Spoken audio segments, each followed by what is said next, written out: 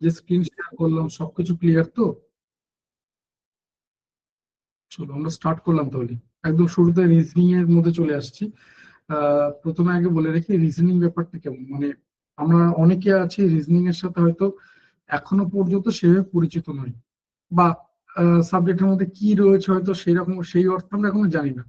আমি যদি বলি যে ধরো এরকম ব্যাপারটা যে ধরো তুমি অঙ্কে খুব ভালো, তোমাকে একটা অঙ্কের 20টা কোশ্চেনের সেট দেওয়া হলো, আর আমি ধরো অঙ্কে খুব খারাপ, আমাকে একটা 20টা কোশ্চেনের অঙ্কের সেট দেওয়া হলো, মানে সেম সেম 20টা কোশ্চেন তোমাকে আমাকে দেওয়া হয়েছে, আমি অঙ্কে খুব খারাপ, খুব বাজে পারফরমেন্স, একদম প্র্যাকটিস করি না, কোনো রকম কোনো অঙ্কে আমার ধারণা নেই। সেখানে তুমি সব দিক থেকে খুব স্ট্রং জায়গায় রয়েছে, তুমি খুব ভালো প্রিপারেশন নাও, রেগুলার প্র্যাকটিসের মধ্যে রয়েছে, অঙ্ক সম্পর্কে তোমার একটা ভালো ধারণা রয়েছে। এই অবস্থা দাঁড়িয়ে আমরা যদি অঙ্কে দেখি যে তুমি খুব ভালো, তবে তুমি 20-র মধ্যে কিন্তু 20 পেয়ে যাবে, বা 19 বা 18, 17 এরকম টাইপের একটা স্কোর চলে আসবেই। আর আমি অঙ্কে খুব খারাপ, মানে আমার কিন্তু 0 চলে আসতে পারে, বা কোন রকম এদিক ওদিক থেকে 1, 2, 3 এরকম কিছু একটা স্কোর আমি করলাম। ঠিক রিজনিং এ যদি এই ঘটনা বলি যে রিজনিং এ ধরো 20টা কোশ্চেন দেওয়া হয়েছে, বা রিজনিং এ ধরে নিচ্ছে আমি খুব স্ট্রং, আমি খুব ভালো পারি, তুমি একদমই পারো না, খুব দুর্বল, তাহলে আমি খুব ভালো পারি তাতেও দেখবে আমি ওই 15, 16, 17 থেকে আটকে যাচ্ছি, 15, 16, 17 থেকে আটকে যাচ্ছি। আর তুমি খুব বাজে, মানে তুমি একদম জানো না রিজনিং, তাহলেও দেখবে তুমি ওই 4, 5, 6, 7 এরকম কিছু একটা স্কোর করছো। তো রিজনিং এর ক্ষেত্রে বলা যায় যে রিজনিং বলতে 0 হয় না, মানে তুমি কোনোদিন সাবজেক্টটা পড়োনি, দেখোনি, জানো না কি রয়েছে, তার মানে এই না যে তুমি রিজনিং সম্পর্কে কোনো ধারণা নেই, বা তোমার মধ্যে রিজনিং সম্পর্কে কোনো আইডিয়া নেই, এটা কখনো হতে পারে না। আর আমি সব জানি মানে আমি সবকিছু করতে পারবোই এমন কিন্তু কোনো কথা নেই। এমন কিছু রিজনিং এর কোশ্চেন আছে যে যেখানে আমি বছরের পর বছর প্র্যাকটিসের মধ্যে রয়েছি, বছরের পর বছর পড়াচ্ছি, তারপরে কোন একটা পার্টিকুলার কোশ্চেন আমিও আটকে যেতে পারি, যে আজ সারাদিন প্র্যাকটিস করেও হলো না কোনোভাবে। তো রিজনিং ব্যাপারটা এরকম। রিজনিং এর মধ্যে মূলত দুটো পার্ট রয়েছে, দুটো পার্ট। একটা হচ্ছে আমাদের বলা হয় তোমার ভার্বাল রিজনিং, ভার্বাল, আর আরেকটাকে আমরা বলছি non verbal, non verbal reasoning. Non verbal reasoning মূলত বিভিন্ন রকমের শেপ, ফিগার, তোমার বিভিন্ন রকমের যে ইমেজ, এগুলো দিয়ে আমাদের কোশ্চেন গুলো হয়। নন ভার্বাল রিজনিং এ কম বেশি ওই 6 থেকে 7টা চ্যাপ্টার আছে, খুবই সহজ। মানে খুব সহজ বলতে কেমন যদি একটু বলি যে কতটা সহজ, এগুলো যেমন 1.5 ঘন্টা ক্লাসে কোন রকম চাপ না নিয়ে, নন ভার্বালে এমন কিছু চ্যাপ্টার আছে যে যেখানে 1.5 ঘন্টা ক্লাসে কোনো রকম প্রেশার না নিয়ে খুব রিল্যাক্সে দুটো চ্যাপ্টার খুব ভালোভাবে হয়ে যায়, কোনো কোনো ক্ষেত্রে 3টে চ্যাপ্টার হয়ে যায়। তাহলে এখান থেকে মোটামুটি বোঝা যাচ্ছে যে নন ভার্বাল ততটাও তোমাকে খুব বেশি ডিস্টার্ব করবে না, এটুকু বলতে পারি। নন ভার্বালে আমাদের এখান থেকে দেখেছি খুব বেশি কোশ্চেন যে করে তা না, ওই দুটো একটা কোশ্চেন করে আউট অফ 10 আমি যদি ধরি। আর যদি 15টা কোশ্চেন, কারণ বিভিন্ন পোস্টে বিভিন্ন রকমের থাকে, তো 15টা রিজনিং এর কোশ্চেন যদি হয় তাহলে দুটো তিনটে ম্যাক্সিমাম ধরতে পারো নন ভার্বাল থেকে কোশ্চেন করবে। বাকি থাকলো ভার্বাল পার্ট। ভার্বাল পার্টের মধ্যে দুটো পার্ট, একটাকে আমরা বলছি অ্যানালাইটিক্যাল রিজনিং, অ্যানালাইটিক্যাল রিজনিং, আর একটাকে আমরা বলছি logical reasoning, logical. Analytical reasoning এর মধ্যে যত রকমের আমাদের শর্টকাট যা কিছু বলি না যে রিজনিং দিকে হয়ে যায়, রিজনিং হেভি শর্টকাট আছে, এই ব্যাপারগুলো কোথায় আছে? ওই অ্যানালাইটিক্যাল রিজনিং এর মধ্যে কিন্তু এই যত রকমের শর্টকাট, সব থেকে বেশি চ্যাপ্টার অ্যানালিটিক্যাল রিজনিং এর হচ্ছে, মোটামুটি ক্যালকুলেশনের জায়গা, শর্টকাট, এগুলো সব অ্যানালিটিক্যাল রিজনিং এর মধ্যে রয়েছে। মনে রাখবে শর্টকাট মানে কিন্তু সেটার মধ্যে ক্যালকুলেশন কিছু না কিছু থাকবে, তা নাহলে ক্যালকুলেশন বাদ দিয়ে যদি কোনো শর্টকাট বলো তাহলে সেটা বলতে হবে মন্ত্র, যে আমি কিছু একটা মন্ত্র দিয়ে দিলাম অমনি আনসার বেরিয়ে গেল। কারণ শর্টকাট বলতে সেখানে ক্যালকুলেশন রয়েছে, কিছু না কিছু ক্যালকুলেশন রয়েছে। এমনি তুমি আবার হিস্ট্রিরে মনে রাখতেই পারো যে মুঘল সাম্রাজ্যের যে যারা শাসক ছিল তাদের নাম কি, সে আলাদা কথা, সে তো বিভিন্ন কিছু এ করে মনে করতে হচ্ছে, কর্কট ক্রান্তি রেখা কোন কোন রাজ্যের উপর দিয়ে গেছে, এগুলো নিয়ে আমরা অনেক কিছু দেখেছি, পড়েছি। কিন্তু ওই এক একজনের এক এক রকম এতে করছে। কিন্তু আমরা যদি বলি শর্টকাট, মূলত সেখানে কিন্তু ক্যালকুলেশনের অস্তিত্ব আছে। তো সেই ব্যাপারটা কোথায় আমরা পাবো? রিজনিং এর মধ্যে যদি বলি তাহলে অ্যানালাইটিক্যাল রিজনিং এর মধ্যেই পাবো। এখানে সব থেকে বেশি চ্যাপ্টার রয়েছে, কম বেশি আমরা অ্যানালিটিক্যাল রিজনিং অন্তত 12-14টা চ্যাপ্টার পাবো, 12 থেকে 13টা চ্যাপ্টার আমরা পাবো, পরে আমাদেরকে যেতে হবে এক্সাম হলে, তা না হলে ভুল হয়ে যাবে। তো এই অ্যানালিটিক্যাল পার্টটা আমাদের সব থেকে গুরুত্বপূর্ণ, এখান থেকে সব থেকে বেশি কোশ্চেন আসবে এবং এখানেই সব থেকে বেশি শর্টকাট রয়েছে। বাকি থাকলো লজিক্যাল রিজনিং, আমাদের দ্বিতীয় গুরুত্বপূর্ণ জায়গা, মানে ইএমআরএস এর জন্য যদি বলি তাহলে আমি বলবো এটা প্রথম গুরুত্বপূর্ণ জায়গা, এটা দ্বিতীয়, এটাকে বলবো আমি তৃতীয় গুরুত্বপূর্ণ জায়গা। লজিক্যাল রিজনিং থেকে মোটামুটি 3-4টে কোশ্চেন দেয়, মানে নন ভার্বাল থেকে 2টো করলে লজিক্যাল থেকে 3টে বা 4টে কোশ্চেন করবে এরকম। লজিক্যাল রিজনিং এ খুব বেশি চ্যাপ্টার নেই, মোটামুটি 4-5টা চ্যাপ্টার রয়েছে লজিক্যাল রিজনিং এর মধ্যে, কি 5-6টা চ্যাপ্টার রয়েছে লজিক্যাল রিজনিং এর মধ্যে, এবং এর একটা নির্দিষ্ট ওয়ে বা ফরম্যাটে কিন্তু করা হয়। মানে ধরে নাও কোন একটা স্টেটমেন্ট ট্রু হবে বা সত্যি হবে, তার জন্য হয়তো তার 5টা কন্ডিশন আছে, 5টা কন্ডিশন, এই 5টা কন্ডিশন যদি প্রত্যেকটা যদি ইয়েস হয় তবে আমি বলবো যে এই স্টেটমেন্টটা ট্রু। যদি কোনো একটা যদি নো হয়ে যায়, কোনো একটা যদি নো হয়ে যায়, তাহলে আমি বলবো সেই স্টেটমেন্ট ফলস বা ডাউটফুল এরকমই চলে আসবে। মানে ট্রু বাদ দিয়ে আরো দুটো আমাদের মূলত লজিক্যাল রিজনিং এই 3টে জায়গা আসে। মানে আমরা যখনই দেখবো যে কোনো চ্যাপ্টার, মানে লজিক্যাল রিজনিং এ আমাদের অনেকগুলো চ্যাপ্টার আছে, কিন্তু এদের আলটিমেট কনক্লুশন আমরা টানি আইদার হবে ট্রু, মানে তার মধ্যে কোনো মিথ্যে বলে কোনো কিছু নেই, ফলস যার মধ্যে সত্যি বলে কোনো কিছু নেই, আর একটা হচ্ছে ডাউটফুল, অর্থাৎ যেটাকে তুমি প্রপারলি ডিটারমাইন করতে পারছো না, একটা পয়েন্ট অফ ভিউ থেকে দেখলে মনে হচ্ছে সত্যি, আর একটা পয়েন্ট অফ ভিউ থেকে দেখলে মনে হচ্ছে এটা মিথ্যা, আমরা প্রপারলি জাজমেন্ট করতে পারছি না। তো এই 3 ধরনের আনসার আসে। এবার এখান থেকে আমাদের আনসার গুলোকে করার কিছু কৌশল আছে, এই ব্যাপারগুলোকে জানতে হবে, শিখতে হবে, তবে কিন্তু মানে কোথাও কোথাও গিয়ে মনে হয় লজিক্যাল রিজনিং মনে হচ্ছে যেন একটু টাফ, মাথার উপর দিয়ে যাচ্ছে। মানে রিজনিং এ যদি আমরা বলি যে কিছু এ রয়েছে, তাহলে কোথায়, সেটা এই লজিক্যাল রিজনিং। তো এই ব্যাপারটা এতটাও ভয় পাওয়ার কিছু নেই, যদি একটু বোঝার চেষ্টা করেন, এটা তো পুরোপুরি লজিক্যালি। যখন লজিকের কথা বলবো তখন কিন্তু তুমি তোমার কমন সেন্স, তোমার জেনারেল সেন্স কাজে লাগাতে পারবে না। ঠিক আছে, লজিক্যাল রিজনিং বা লজিক বলতে এটা বোঝায়, মানে তুমি কি জানো, তোমার কমন সেন্স এটা কাজে লাগাতে পারবে না, আমার কমন সেন্স আমি কাজে লাগাতে পারবো না। লজিক কি বলতে চাইছে সেটা হবে তার প্রায়োরিটি। তো লজিক্যাল রিজনিং ব্যাপারগুলো হচ্ছে এইরকম। আমরা চলে আসছি, দেখবো আজ আমরা এই 2 ধরনের কোশ্চেনই মোটামুটি রয়েছে, অ্যানালিটিক্যাল লজিক্যাল 2 ধরনেরই রয়েছে, নন ভার্বাল আমি খুব একটা রাখিনি। চলো স্টার্ট করছি, একটু কমেন্ট বক্সে আনসার করো, মানে যার যা হচ্ছে আনসার করো। আমি বলবো তুমি ভুল আনসার করো, কিন্তু অ্যাটলিস্ট ট্রাই করো, ট্রাই করার পর ভুল আনসার করো। কারণ তুমি জেনে রেখো যে তুমি যদি ভাবো যে ঠিক আছে আজকে ক্লাসটা দেখে নিই, ভালো করে প্র্যাকটিস করে নিই, আরো 2-4টে ক্লাস করে তারপরে আমি আনসার করবো, যে একদম পারফেক্ট আনসার হবে আর কোনো ভুল হবে না, এই দিন কোনোদিন আসবে না, এই দিন কখনো আসবে না। তোমার শুরুটা ওই ভুল দিয়ে হবে, আস্তে আস্তে আস্তে আস্তে তুমি সেটাকে পারফেক্ট করতে পারবে। সবকিছুর ক্ষেত্রে কিন্তু প্রায় একই রকম নিয়ম।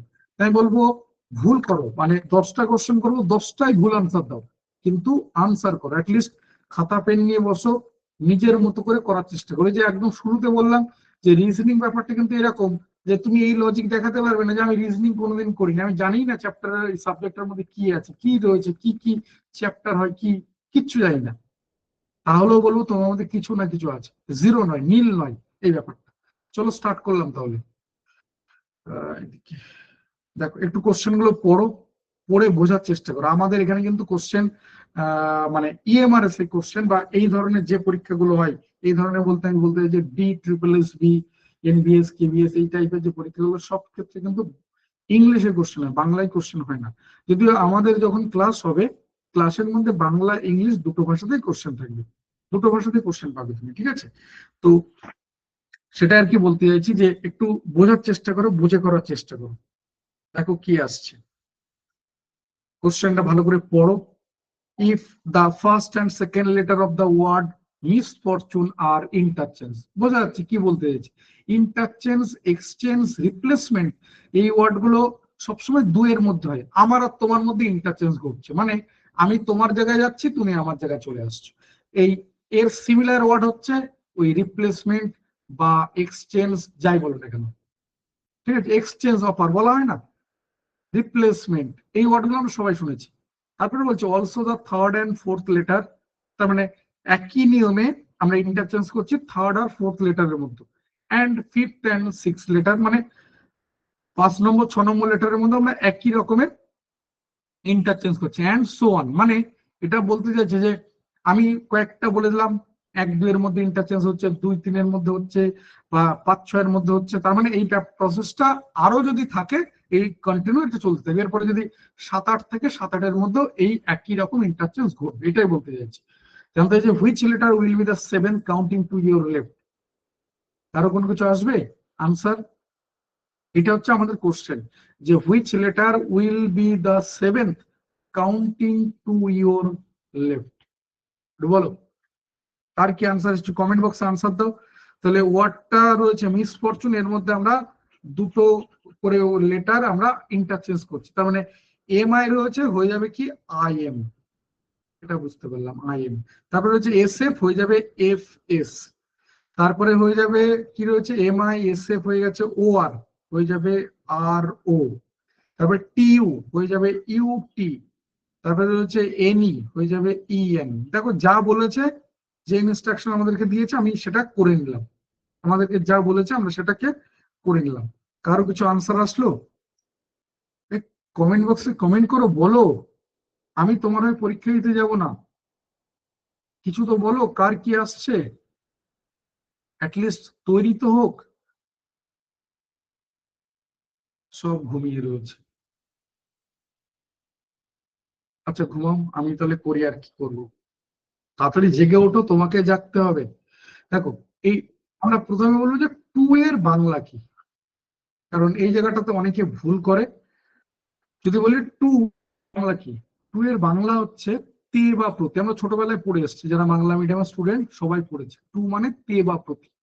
আমরা যদি বলি টু ডাইরেকশন হিসেবে কেমন ভাবে দেখায়, ধরো আমি যদি একটা লাইন টানি, এই একটা লাইন, এই একটা লাইনে আমরা জানি এটা হচ্ছে আমাদের লেফট সাইড, এটা আমাদের রাইট সাইড। আমি যদি বলি টু ইয়োর লেফট, মানে আমি টু মানে কি বললাম, তে বা প্রতি, মানে লেফটের প্রতি, লেফটের দিকে, এটা বলতে চাইছি। To your left, towards your left, একই ওয়ার্ড। ঠিক আছে, তার মানে আমরা কি বলতে পারবো, লেফটের দিকে, লেফটের প্রতি। লেফটের দিকে বলতে এটাকে বোঝায়, এটাকে বোঝায়। এইটার মানে হচ্ছে যে টু ইয়োর লেফট, এর মানে হচ্ছে ফ্রম রাইট, এর মানে হচ্ছে ফ্রম রাইট। অর্থাৎ টু দা লেফট বা টু ইয়োর লেফট যাই বলো না কেন, ওটারই সিমিলার মানে, মানে ইয়ে টু ইয়োর লেফট মানে লেফটের দিকে, লেফটের প্রতি। বা ফ্রম রাইট মানে এর বাংলা করলে ধরে রাইট হইতে, রাইট থেকে, ডান দিক থেকে। আর ওটা কি বললাম, বা দিকের প্রতি। আর এটাকে বলছে ডান দিক হইতে। এই দুটো সেন্টেন্স একই, বাম দিকের প্রতি বা বাম দিকের দিকে। আর যদি বলি আমি ডান দিক হইতে, ডান দিক থেকে, তাহলে এই দুটো সেন্টেন্সের মানে একই দাঁড়ায়। দেখো বোঝা গেল কিনা? তাহলে আমরা কাউন্ট করবো অ্যাকচুয়ালি কোন দিক থেকে, এই ওয়েতে আমরা কাউন্ট করবো। কত নম্বর কাউন্ট করবো, 7। তাহলে কে আসছে দেখো, 1 2 3 4 5 6 7, মানে আনসার চলে আসছে কে, এস। এস বলে যে লেটারটাই, এইটা। তাহলে আনসার হবে অপশন বি, এস হবে, হয়ে যাবে রাইট আনসার। যদি কারো কোনো কোশ্চেন থাকে বলো, যদি বুঝতে অসুবিধা হয় জিজ্ঞাসা করো। আমি 2 নম্বর কোশ্চেনে গেলাম, তোমরা তো কোনো কিছু বলছো না, যদি অসুবিধা হয় আমাকে জানিও। ভালো করে দেখো, আবারও বলছি, এগুলো প্রিভিয়াস ইয়ারের বিভিন্ন কোশ্চেন রয়েছে আমাদের। এই টাইপের যে পরীক্ষাগুলো হয়, সেই পরীক্ষাগুলো বিভিন্ন কেভিএস এনভিএস এর কোশ্চেন গুলো রয়েছে। বলছে in which of this expression U greater than W be definitely false. আমাদেরকে যে অপশন গুলো দিয়েছে, অপশন গুলোর মধ্যে বলছে কোথায়, কোন এক্সপ্রেশন, এই যে এ বি সি ডি দেখতে পাচ্ছি, তার মধ্যে এইটা বলছে ডেফিনেটলি ফলস, বলছে ডেফিনেটলি ফলস। কোথায়? আমরা খেয়াল করে যদি দেখি, কোন কোন অপশনের মধ্যে দুটো ইকুয়েশন রয়েছে। হ্যাঁ, দুটো ইকুয়েশনও কিন্তু আছে। আমাদের জানতে হচ্ছে কোন এক্সপ্রেশনে, কোন অপশনের মধ্যে ইউ গ্রেটার দেন ডব্লিউ, এটা ডেফিনেটলি ফলস। প্রথমে বলে রাখি, গ্রেটার দেন এটা হচ্ছে গ্রেটার দেন চিহ্ন, এদিকে যে থাকে তাকে আমরা বলা হয় বড়, আর এদিকে যে থাকে তাকে আমরা বলি ছোট, এই হিসেবে দেখা হয়। ঠিক আছে, হা মুখ বা বড় মুখের দিকটা বলা হয় বড়, আর ছোট মুখের দিকটাকে বলা হয় ছোট। এই তো আমরা যদি প্রথমটা দেখি, অপশন এ, দেখো ইউ গ্রেটার দেন ডব্লিউ। দেখো এখান থেকে আমরা দেখছি, আমরা একটু যদি 2 1 লাইন বলে দিই, ধরো A greater than B, greater than C, greater than D, greater than E, greater than F, অনেক কিছু রয়েছে। ধরো আমাকে যদি বলে এ আর এফ এর মধ্যে বড় কে, বা কি আসবে এদের মধ্যে সম্পর্ক, তাহলে বলবো এ আর এফ এর মধ্যে এ বড় হবে, এফ ছোট হবে। মানে এরকম বলতে চাচ্ছি এর থেকে ছোট বি, বি এর থেকে ছোট সি, সি এর থেকে ছোট ডি, বা ডি এর থেকে ছোট ই, ই এর থেকে ছোট এফ, মানে এর থেকেও ছোট এফ, তাই না? আমার থেকে রাম ছোট, রামের থেকে শ্যাম ছোট, শ্যামের থেকে যদু ছোট, যদুর থেকে মধু ছোট, মানে আমার থেকে মধু ছোট। এটাই বলতে চাইছি। আমি যদি এদের মধ্যে কোনো একটা ইকুয়েশনে যদি ইকুয়ালও দিয়ে দিতাম, তাহলেও এটা হবে, তাহলেও এটা। এদের মধ্যে যদি কোনো দুটোর মধ্যে ইকুয়াল থাকে, তাহলেও এটা হবে। কখন A greater than or equal to F হবে? যদি প্রত্যেকটার সাথে ইকুয়াল থাকে, প্রত্যেকটার সাথে ইকুয়াল থাকে, তবেই কিন্তু এ গ্রেটার দেন এফ হবে। এদের মধ্যে এই যে এক্সপ্রেশনটার মধ্যে কোনো একটা জায়গায় যদি এই সিমিলারিটির কোন রকম কোনো অঘটন ঘটে, মানে ধরো এদিকে হঠাৎ করে এরকম হয়ে গেছে, এটাকে আমরা বলছি কি লেস দেন। যদি এরকম ঘটে তখন আর আমি এ আর এফ এর মধ্যে কোনো সম্পর্ক বলতে পারবো না, কোনো সম্পর্ক বলতে পারবো না। মোটামুটি কিছুটা বোঝা গেল তো? এবার আসছে, চলো। তাহলে দেখো ইউ ডব্লিউ, খেয়াল করে দেখো ইউ এর পরে এই যে গ্রেটার দেন পি, মানে ইউ এর পরে এটা ছোট হতে যাচ্ছে, ইউ এর থেকে পি ছোট, পি এর থেকে কিউ ছোট, কিউ আর জি সমান, তার মানে ইউ এর থেকে জিও ছোট, তারপর আর ছোট, ডব্লিউ ছোট। এখানে বলছে ইউ বড় আর ডব্লিউ ছোট, এটা বলতে চেয়েছি, তাই তো? তাহলে এখানে দেখো ইউ বড় ডব্লিউ ছোট, তার মানে এই ইকুয়েশনে কিন্তু এটা সঠিক। আমাদের বলছে ফলস কোথায়, তাহলে অপশনে হবে না। অপশন বি এর মধ্যে দুটো ইকুয়েশন রয়েছে, সমস্যা তো এই জায়গাটা বাদ দিয়েছি, দুটো ইকুয়েশন, ঠিক আছে। এখানেও যদি দেখি, আমরা অপশন সিটা একবার টেস্ট করিনি, এখানে যেহেতু সিঙ্গেল ইকুয়েশন আছে, এখানে ইউ বড় বলছে, যে বড় মুখের দিকটা বড়, ইউ বড় বলছে, আর সব মুখগুলো একই দিকে আছে, ইকুয়েশন ইকুয়াল থাকলে অসুবিধা নেই, মানে ওই সেম এ বলতে চাইছে। যে ডব্লিউ ছোট, তার মানে এখানেও কিন্তু ট্রু বলতে চাইছে, আমাদের বলছে ফলস কোথায়, তাহলে সিও হবে না, সিও হবে না, এ হবে না। এবার তাহলে কোনটা হবে দেখো। তাহলে এবার বাকিগুলো টেস্ট করি, বি এরটা টেস্ট করি, কারণ বাকি তিনটের মধ্যে কিন্তু দুটো করে ইকুয়েশন আছে। তো দুটো ইকুয়েশন আমরা যে কোনো এটা মার্জ করতে হবে। কারণ কি, এখানে দেখো ইউ রয়েছে, এখানটায় দেখো ইউ রয়েছে, আর এখানে ডব্লিউ রয়েছে। তো দুটো ইকুয়েশনের মধ্যে আমি যদি কোনো মার্জ না করতে পারি, তাহলে ইউ আর ডব্লিউর মধ্যে ছোট বড় আমি বলতে পারবো না। এবার মার্জ করবো কার রেসপেক্টে? যদি কোনো কিছু কমন পাওয়া যায়, দেখো এখানে টি আর এখানেও টি আছে, এই দুটো টি আছে, তার মানে আমি এই দুটোকে মার্জ করতে পারবো। কিভাবে মার্জ করছি? আমি শুধু আমার যতটুকু দরকার, আমার দেখি এ পি দরকার নেই, আমি নিচ্ছি না। তাহলে ইউ রয়েছে কি less or equal to T, U রয়েছে less or equal to T. আর এদিকে দেখো টি বলছে টি এর থেকে ও বড়, তাহলে টি এর থেকে ও বড় মানে আমি এইভাবে দেখাবো, দেখো টি এর থেকে ও বড় হয়ে গেল। ওর থেকে বলছে বড় অথবা সমান ডব্লিউ, ওর থেকে বড় অথবা সমান ডব্লিউ। তার মানে এখানে বলতে যাচ্ছে ইউ লেস দেন ডব্লিউ, মানে ইউ ছোট ডব্লিউ বড়। এখানে বলছে ইউ বড় ডব্লিউ ছোট, তার মানে ডেফিনেটলি এটাই হবে, এটাই রাইট অ্যান্সার। বাকিগুলো যদি মনে হয় টেস্ট করবে, একটু করে নাও, খুব ছোট্ট করে টেস্ট করে নি। ডি এর অপশনটা টেস্ট করি, এটা হচ্ছে বি গেল, option B, option B. Option D এরটা একটু টেস্ট করি। অপশন ডি দেখো দুটো ইকুয়েশন রয়েছে, তাহলে এর মধ্যে কমন কি আছে? এফ কমন আছে, যে তাহলে আমি এই দুটো রেসপেক্ট, এই দুটো ইকুয়েশনকে আমি মার্চ করতে পারবো। আমার কে দরকার? এদিকে ইউ আর এদিকে ডব্লিউ। তা ইউ থেকে এফ পর্যন্ত নিয়ে নিলাম, কি রয়েছে? U greater than C, greater or equal to F. দেখো C greater or equal to, দেখেন greater or equal to F. আর আমি এই নেওয়ার দরকার নেই, এফ পেয়ে গেছি, এফ এর সাথে এটাকে নিচ্ছি। এফ কি বলছে? বড় হবে, এফ বড় হবে, এই যে এফ বড় হবে ডব্লিউ ছোট হবে, এফ বড় হবে ডব্লিউ ছোট, মানে এখানে কি হবে? ইউ গ্রেটার দেন ডব্লিউ, মানে এখানে কিন্তু ট্রু, আমাদের বলছে ফলস, তাই অপশন ডিও হবে না। ই এরটা একবার টেস্ট করি, option E.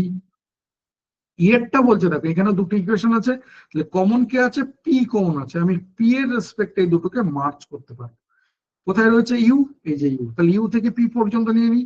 You greater then P, ভুল বললাম T, U greater than T equal to O, আর greater or equal to P, P বলা আছে ইকুয়াল টু জে। দেখো পি ইকুয়াল টু জে, এই জায়গাটা পি ইকুয়াল টু জে। আর J বলা আছে কি? বড়, দেখো হামুখের দিকে জে আছে, জে বড় ডব্লিউ ছোট, জে বড়, এই যে হয়ে গেল ডব্লিউ ছোট। তাহলে এখান থেকেও আমরা পাবো ইউ বড় ডব্লিউ ছোট, এখানেও কিন্তু ট্রু আসছে। একমাত্র ফলস কোথায় পেলাম? ওই বি অপশনে ফলস পেয়েছি। তাহলে বি অপশন রাইট অ্যান্সার। আশা করি বোঝা যাচ্ছে, কারোর কোনো হেল দোল কোনো কিছু নেই, মানে আছো তো, আমার কথা শোনা যাচ্ছে তো? যাই হোক, চলো আর কি করা যাবে। দেখো এই টাইপের কোশ্চেন গুলোকে বলা হয় ডেটা সাফিসিয়েন্সি। খুব দেয়, আমাদের একটা আশা করা যায়, S U F F I C I E N C Y, data sufficiency আমাদের রিজনিং এর একটা চ্যাপ্টার। আমি যদি বলি এটা কোনো চ্যাপ্টার না অ্যাকচুয়ালি, মানে আমাদের সমস্ত রিজনিং যদি আমি ভালোভাবে জানি তাহলে এটাও আমি জানি, মানে আমাদের আলাদা করে অন্য কিছু জানার দরকার নেই। ডেটা সাফিসিয়েন্সি একটু বলে দিই ব্যাপারটা কি। দেখো এখানে স্ট্রাকচার হচ্ছে, প্রথমে একটা কোশ্চেন থাকবে, এই যে কোশ্চেন, এই কোশ্চেনের আনসার কি হবে, এই আনসার আমার জানার দরকার নেই। আমি তোমার থেকে আনসার জানতে চাই না, যে আনসার কি হবে। একটা কোশ্চেন করেছে, কোশ্চেন আনসার কি আমি জানতে চাই না। আমি জানতে চাই যে তুমি কি আনসার পাচ্ছ, তাহলে কি করে পেলে, আনসার কত আমি তোমার থেকে জানতে চাই না। আমি জানতে চাইছি তুমি আনসার পেলে কি পেলে না। তুমি যদি বলে হ্যাঁ পেয়েছি, আমি জানতে চাইছি কি করে পেলে। এই কি করে আনসার হচ্ছে এই যে দুটো স্টেটমেন্ট দেওয়া আছে, এই দুটোর সাপেক্ষে। মানে ধরে নাও এই কোশ্চেনের আনসার কি হবে আমার জানার দরকার নেই, ধরে নিচ্ছে আনসার কি হবে না 10 হবে। আমি তো জানি না, এখনো কোশ্চেন পড়িনি, কিচ্ছু পড়িনি, আমি ধরে নিচ্ছি জাস্ট যে কোশ্চেন আমাদের 10 হবে। আমি বলতে 10 কি করে পেলে, তুমি বললে আমি এই যে 1 নম্বর স্টেটমেন্টটাকে ক্যালকুলেশন করে আমি 10 পেয়ে গেছি, তাহলে আমি বলবো অপশন এ হবে রাইট আনসার। ঠিক আছে, অপশন এ হবে।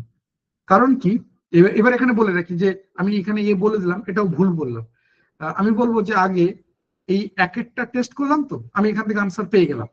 তারপরে আমি দেখলাম ধরো 2 থেকেও আমি আনসার পাচ্ছি, তখন কিন্তু আমি বলবো এ হবে না, তখন কি হবে বলতো, সি হবে।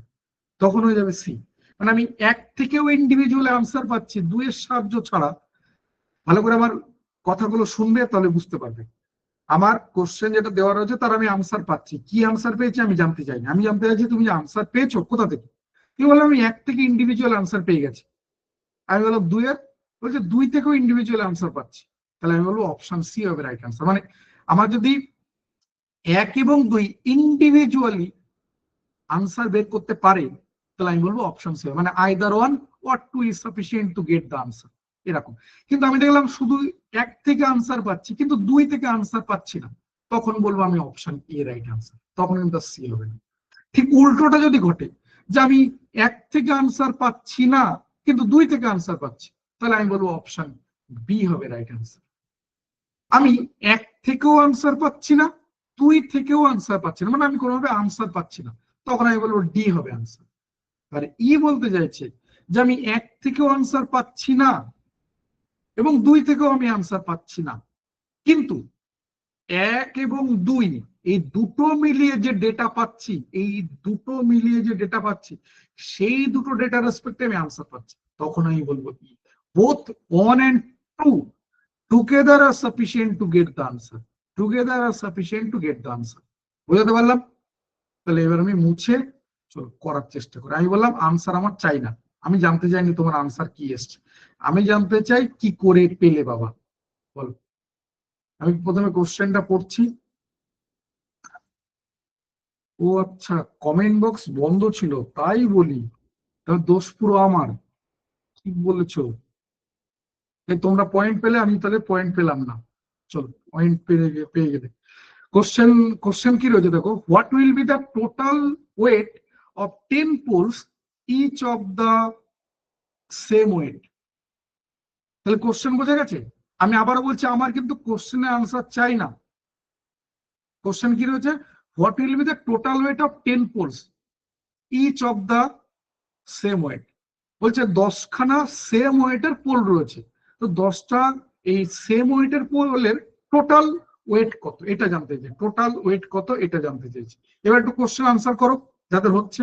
দেখো কমেন্ট বক্স খোলা আছে, এতক্ষণ বন্ধ ছিল আমার খেয়ালই ছিল না। তাহলে কত টোটাল ওয়েট হবে, তুমি আমাকে আনসার বলো, আমি চাই না, আমি জানতে চাইনি। আমি জানতে চাই তুমি আনসার পেয়েছো পাও, আমাকে বলো কোথা থেকে পেলে। 1 নম্বর পড়ছি দেখো, 1 নম্বর বলছে 1/4 of the weight of each pole is 5 KG.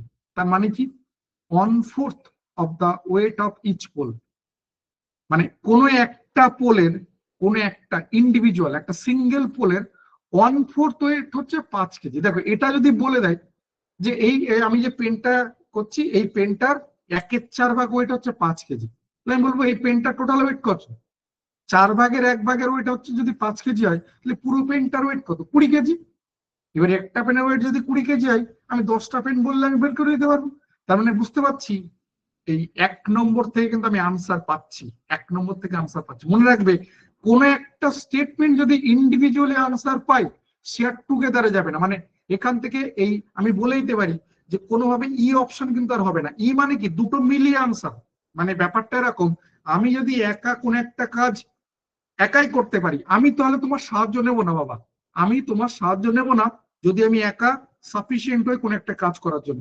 এখানে যেমন স্টেটমেন্ট অন একাই কিন্তু সাফিসিয়েন্ট, আনসার বের করে দিচ্ছে, তাই এখানে কিন্তু আর কোনোভাবে ই হবে না। দেখো বিও হবে না, এবার হতে পারে কি, বা ডিও হবে না, হতে পারে শুধু এ আর সি। এ কখন হবে? যদি 2 থেকে আমি আনসার পাচ্ছি না, তাহলে বলবো এ আনসার। আর যদি দেখি 2 থেকেও ইন্ডিভিজুয়াল আনসার পাচ্ছি একের সাহায্য ছাড়া, তাহলে বলবো সি হবে আনসার।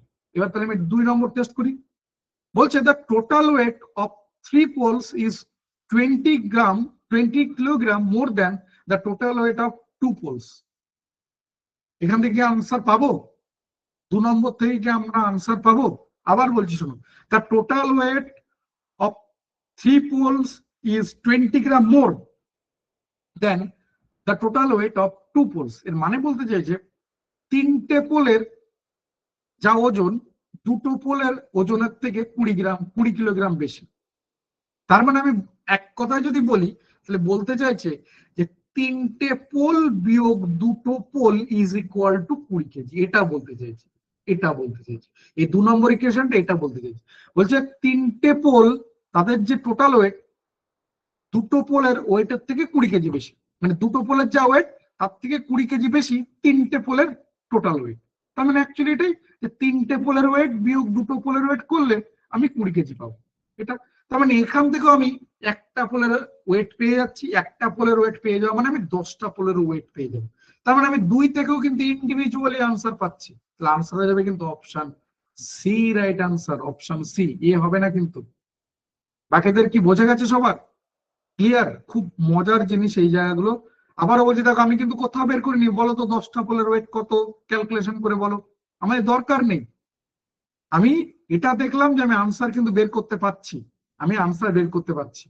সবার ক্লিয়ার না হলে আমাকে বলবে, ভাই এর আগের কোশ্চেন এই 1 বা 2 হয়ে গেল, 3ও হয়ে গেল, যদি কোথাও বুঝতে অসুবিধা হয় বা কোনো কোশ্চেন রিপিট করতে হয় সেটাও বলবে। 4 নম্বর বলো, এটা একটা সিটিং অ্যারেঞ্জমেন্ট রয়েছে। A, B, C, D, E, F, G are sitting in a row facing north. Sitting in a row facing north. এই দুটো জিনিস খুব গুরুত্বপূর্ণ। রো বলতে আমরা বুঝি এই যে এটা একটা রো, এটা একটা রো, তাই না? এটাকে আমরা রো বলি। আর এগুলোকে আমরা বলি কলাম। যেমন পেপারে যে খবরের কাগজ হয়, ওখানে দেবে এরকম কলাম থাকে বিভিন্ন, ওগুলো আমরা বলি এরকম। রো হচ্ছে এটা। তাহলে একটা জিনিস মাথায় রেখে দিও, সিটিং অ্যারেঞ্জমেন্ট আমি জানি না করেছো কিনা, যদি করে থাকো ভালো কথা, যদি না করে থাকো তাহলে 2-4টে কথা বলছি, একটু শোনো, যেগুলো কাজে লাগবে। প্রথম কথা, এদের মধ্যে কোথায় লিখি, এখানটায় লিখছি। দেখো প্রথম কথা বলে রাখি, আমাদের 2 রকমের সিটিং অ্যারেঞ্জমেন্ট হয়, একটা হচ্ছে রো, ঠিক আছে, বা কলাম, যাই বলো না কেন। আর আরেকটা হচ্ছে মানে এখানে আমরা 2টো প্রান্ত পাবো। দেখো এই একটা প্রান্ত, এই একটা প্রান্ত, এখানেও তুমি যে ওয়েতেই দেখো না কেন 2টো প্রান্ত পাবে। আরেকটা হচ্ছে ক্লোজ ফিগার। ক্লোজ ফিগার বলতে যেমন সার্কেল, এর কিন্তু কোনো প্রান্ত খুঁজে পাবে না, তুমি বলতে পারবে না কোথায় শুরু হয়েছে কোথায় শেষ হয়েছে। বা এরকম একটা রেক্ট্যাঙ্গেল শেপ, তুমি বলতে পারবে না শুরু বা শেষ কোথায়, এর কোনো প্রান্ত নেই, তাই না? একটা পেন্টাগন শেপ, এগুলোকে সব আমরা ক্লোজ ফিগার বলি। এদের মধ্যে তুমি কোনো কিছু বলতে পারবে না যে কোথা থেকে শুরু কোথায় শেষ, বলতে পারবে না। কোনটা ডান দিক বাঁ দিক এই অর্থে বলতে পারবে না। এদেরও বলা যায় ডান দিক বাম দিক বলা যায়। তো আমি এই এত কিছু না নিয়ে এই দুটোকে নিচ্ছি, একটা রো আর একটা কলাম। আমাকে বললো এই রোতে ধরো নর্থের দিকে ফেস করে রয়েছে, এটা নর্থ বলা হয়। নর্থের দিকে মুখ করে রয়েছে। আর নর্থের দিকে মুখ করা সাউথের দিকে মুখ করা এই দুটোর মধ্যে পার্থক্য আছে। আমি যখন নর্থের দিকে মুখ করে থাকবো তখন আমার রাইট সাইড হয়ে যাবে এটা, এটা হয়ে যাবে লেফট সাইড। যখন আমি সাউথের দিকে মুখ করে থাকবো ঠিক উল্টো হয়ে যাবে, এটা হয়ে যাবে তখন লেফট, এটা হয়ে যাবে রাইট। এই ডাইরেকশন দিকে দেখো, বুঝতে পারছো কিনা? তাহলে এখানে নর্থ বা সাউথ বলে দেওয়াটা খুবই ইম্পর্টেন্ট, যেটা আমাদের ওখানে বলে দিয়েছে। তাহলে এখানে আমরা বুঝতে পারলাম এটা নর্থ, মানে আমার এই প্রান্তটা রাইট, এটা হচ্ছে লেফট। এখানে যদি বলা হয় এরকম 3, 5, 7 যা বসে আছে, এটা হচ্ছে first left, second left, third left, fourth left, এইভাবে এদিক থেকে first right, second right, third right, fourth right, এই হয়তো আমরা কাউন্ট করবো। সার্কুলার টেবিলের ক্ষেত্রে খেয়াল করে দেখো, সার্কুলার টেবিলে ওই অর্থে তুমি কোনো, আমরা যদি বলি এখানে 10 জন বসে রয়েছে, কি 8 জন বসে রয়েছে, 2, 4, 6, 8, 8 জন বসে রয়েছে, তুমি বলতে পারবে এর মধ্যে প্রথম কে? বলতে পারবে না। কিন্তু এই রোর মধ্যে তুমি বলতে পারবে প্রথম। বলতে আমি যদি বলি রাইট থেকে বলি তাহলে এটা প্রথম, আর যদি লেফট থেকে বলি এটা প্রথম। কখনো তুমি বলবে না এটা প্রথম, তুমি কখনো এটাকে প্রথম বলবে না, কিন্তু তুমি এর মধ্যে কোনটা প্রথম বলতে পারবে না। আমি যদি বলি এখানটায় 5 জন বসে রয়েছে, 1, 2, 3, 4, 5, এদেরকে র্যাঙ্কিং করো, তুমি বলতে পারবে না কোনটা 1 নম্বর কোনটা 5 নম্বর, তুমি বলতে পারবে না। তার মানে এখানে কোন একজনের সাপেক্ষে বের করা হয়। মানে আমি যদি ধরে নিই এই লোকটার সাপেক্ষে আমি বের করতে চাইছি, এই লোকটার সাপেক্ষে, তখন আমি বলতে পারবো। ঠিক আছে, তাহলে এর রাইট লেফট কিভাবে কাউন্ট হয়? না, ওই যার সাপেক্ষে আমি বলতে যাচ্ছি, আমি বলবো যে আমি যদি ক্লক ওয়াইজ, এখানে কাউন্ট করা হয় clockwise, anticlockwise, এটাকে বলা হয় clockwise direction. Clockwise ডাইরেকশনকে বলা হয় লেফট ডাইরেকশন। আর অ্যান্টি ক্লক ওয়াইজ, এটা ক্লক ওয়াইজ হয়ে গেল, এটা হচ্ছে আমাদের সরি লেফট, তাই তো, লেফট। আর অ্যান্টি ক্লকওয়াইজ মানে যেটা ঘড়ির কাঁটার বিপরীত দিক, সেটা হচ্ছে আমাদের রাইট। এই এটা হচ্ছে আমাদের রাইট। তাহলে এর সাপেক্ষে আমি যদি বলি রাইট, দেখো এটা হচ্ছে রাইট, আমি ঘড়ির কাঁটার বিপরীত দিকে যাচ্ছি। Second right, third right, fourth right, এদিকে ফার্স্ট লেফট, দেখো ঘড়ির কাঁটার দিকে যাচ্ছে। এটা যদি 6টা বলি, এটা 8টা, এটা 9টা, 10টা, হয় না? First left, second left, third left. তাহলে মোটামুটি একটা ধারণা বা আইডিয়া পাওয়া গেল সিটিং অ্যারেঞ্জমেন্ট সম্পর্কে, ধারণা পাওয়া গেল। এইবার আসি নেক্সট পয়েন্ট। তাহলে খেয়াল করে দেখো, আমরা একটা লাইন মানে রোর মধ্যে আমি কিন্তু ইন্ডিভিজুয়াল লোককে কাউন্ট করতে পারছি, কিন্তু এই সার্কুলার কোন ফিগারের মধ্যে বা কোন ক্লোজ ফিগারের মধ্যে আমরা কিন্তু ইন্ডিভিজুয়ালি করতে পারছি না। নেক্সট যেটা গুরুত্বপূর্ণ, তার মানে এখানে একটা জিনিস, যে তুমি যদি এটাকে বলো ফার্স্ট, তাহলে সবাই মানে আমরা যারা ধরো 100 জন পরীক্ষা দিচ্ছি, 100 জনেরই এটা ফার্স্ট হতে হবে। বা এই পজিশনে ধরো এ বসে রয়েছে, এই পজিশনটা ধরো এ বসেছে, তার মানে আমরা যারা পরীক্ষা দেবো সবার কিন্তু এখানে এ হতে হবে। আমি ধরে নিলাম এই পজিশনটাই বি বসেছে, তাহলে আমরা যারা পরীক্ষা দেবো সবার এই পজিশনটা, যে এটা ধরো 1 নম্বর, এটা 2, এটা 3, এটা 4, এটা 5 নম্বর, যে লেফট থেকে 5 নম্বর পজিশনটা বি, এই পার্টিকুলার কোশ্চেনের জন্য লেফট থেকে 5 নম্বর পজিশনটা বি। আমরা যতজন এই কোশ্চেনটা সলভ করব সবার এই আনসারই হবে, কারোর এদিক ওদিক হবে না, আনসার কারোর হবে না, সবার এই আনসার হবে। যদি এই জায়গায় বি বাদ দিয়ে অন্য কোথাও বি হয় তাহলে তারটা ভুল গেছে। কিন্তু এখানে মনে হলো আমি এটা ধরে করছি, তোমার মনে হলো না আমি ওটা ধরে করব না, আমি আমার মতো করবো, আমি এটা ধরে করবো, আমি এটা ধরে করবো, তুই তাই কর। দেখো তোমার এখান থেকে যদি এদিকে দেখো এটা ক্লক ওয়াইজ, দেখো সেই ভুল বললাম, হ্যাঁ ক্লক ওয়াইজ লেফট পাবে, এটা অ্যান্টি ক্লক ওয়াইজ রাইট পাবে। তো আমি যদি এটা ধরে করি আমি বলবো এটা 1 নম্বর, এদিক থেকে আমি লেফট কাউন্ট করছি 2 নম্বর, রাইট কাউন্ট করছে 2 নম্বর, 3 নম্বর। তুমি বললে না আমি এটা দিয়ে কাউন্ট করবো, তাহলে তুমি বলো তোমার এটা 1 নম্বর, এটা 2 নম্বর, এটা 3 নম্বর। মানে কেউ ধরো এটা ধরে করছে, সে বললে এখানেই বসবে। কেউ বললো না আমি এটা ধরে করব, আমি এখানেই বসাবো। কারোরটা ভুল না, সবারটা ঠিক। তাহলে পার্থক্য বোঝা গেল? তার মানে এটা বলতে চাইছি যে আমি একটা সার্কুলার টেবিলে যে কোনো জায়গা থেকে শুরু করতে পারি, যে কোনো জায়গা থেকে শুরু করতে পারি, আমার ভুল নেই। কিন্তু এই রো এর মধ্যে তুমি কিন্তু যেখান থেকে খুশি করতে পারবে না, এর একটা নির্দিষ্ট জায়গা আছে। তার মানে আমি ধরো এইখানে আমার একটা সেন্টেন্স বলে দিল A is second to the left of B, মানে বি এর সেকেন্ড লেফটে এ রয়েছে। মানে ধরো এইরকমটা 2, 4, 6, 8, কি বললাম, A is second left of B, এটা বললাম, এই সেকেন্ড লেফট অফ বি, তাই তো?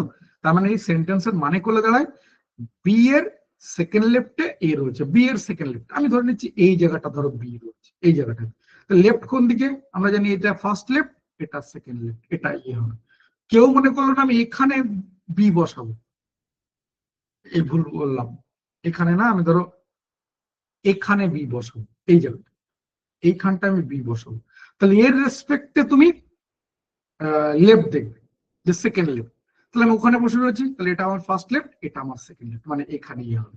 কিন্তু একটা স্ট্রেট লাইন, একটা রো এর মধ্যে যে 3 4 5 6 7 8 এরকম রয়েছে, তুমি এখানে কোথাও যে শুরু করতে পারবে না।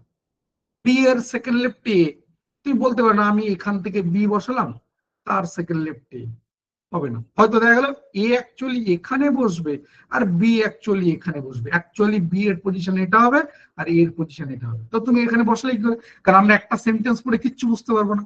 তাই এখানে মনে রেখো, যদি আমাদের এরকম রো এর মধ্যে কোশ্চেন দেয়, তাহলে তুমি এরকম ভাবে এই অ্যারেঞ্জমেন্টটা করে শুরু করতে পারবে না। কি করে করবে আমি বলছি, অর্থাৎ এরকম টাইপের অ্যারেঞ্জমেন্ট করে শুরু করতে পারবে না, তাহলে তুমি শুরুই করতে পারবে না। কিন্তু যদি কোনো একটা ক্লোজ ফিগারে দেয়, সেটা সার্কেল হোক, রেক্ট্যাঙ্গেল হোক বা অন্য কিছু, তো তাহলে আমরা এরকম একটা শেপ এঁকে নেবো প্রথমে, তারপরে শুরু করবো। কি গো, মোটামুটি একটু কনসেপ্ট বোঝা গেল? মোটামুটি একটু কনসেপ্ট বোঝা গেল তো? মাঝে মাঝে তো ভুল করে হ্যাঁ না বলতে পারো।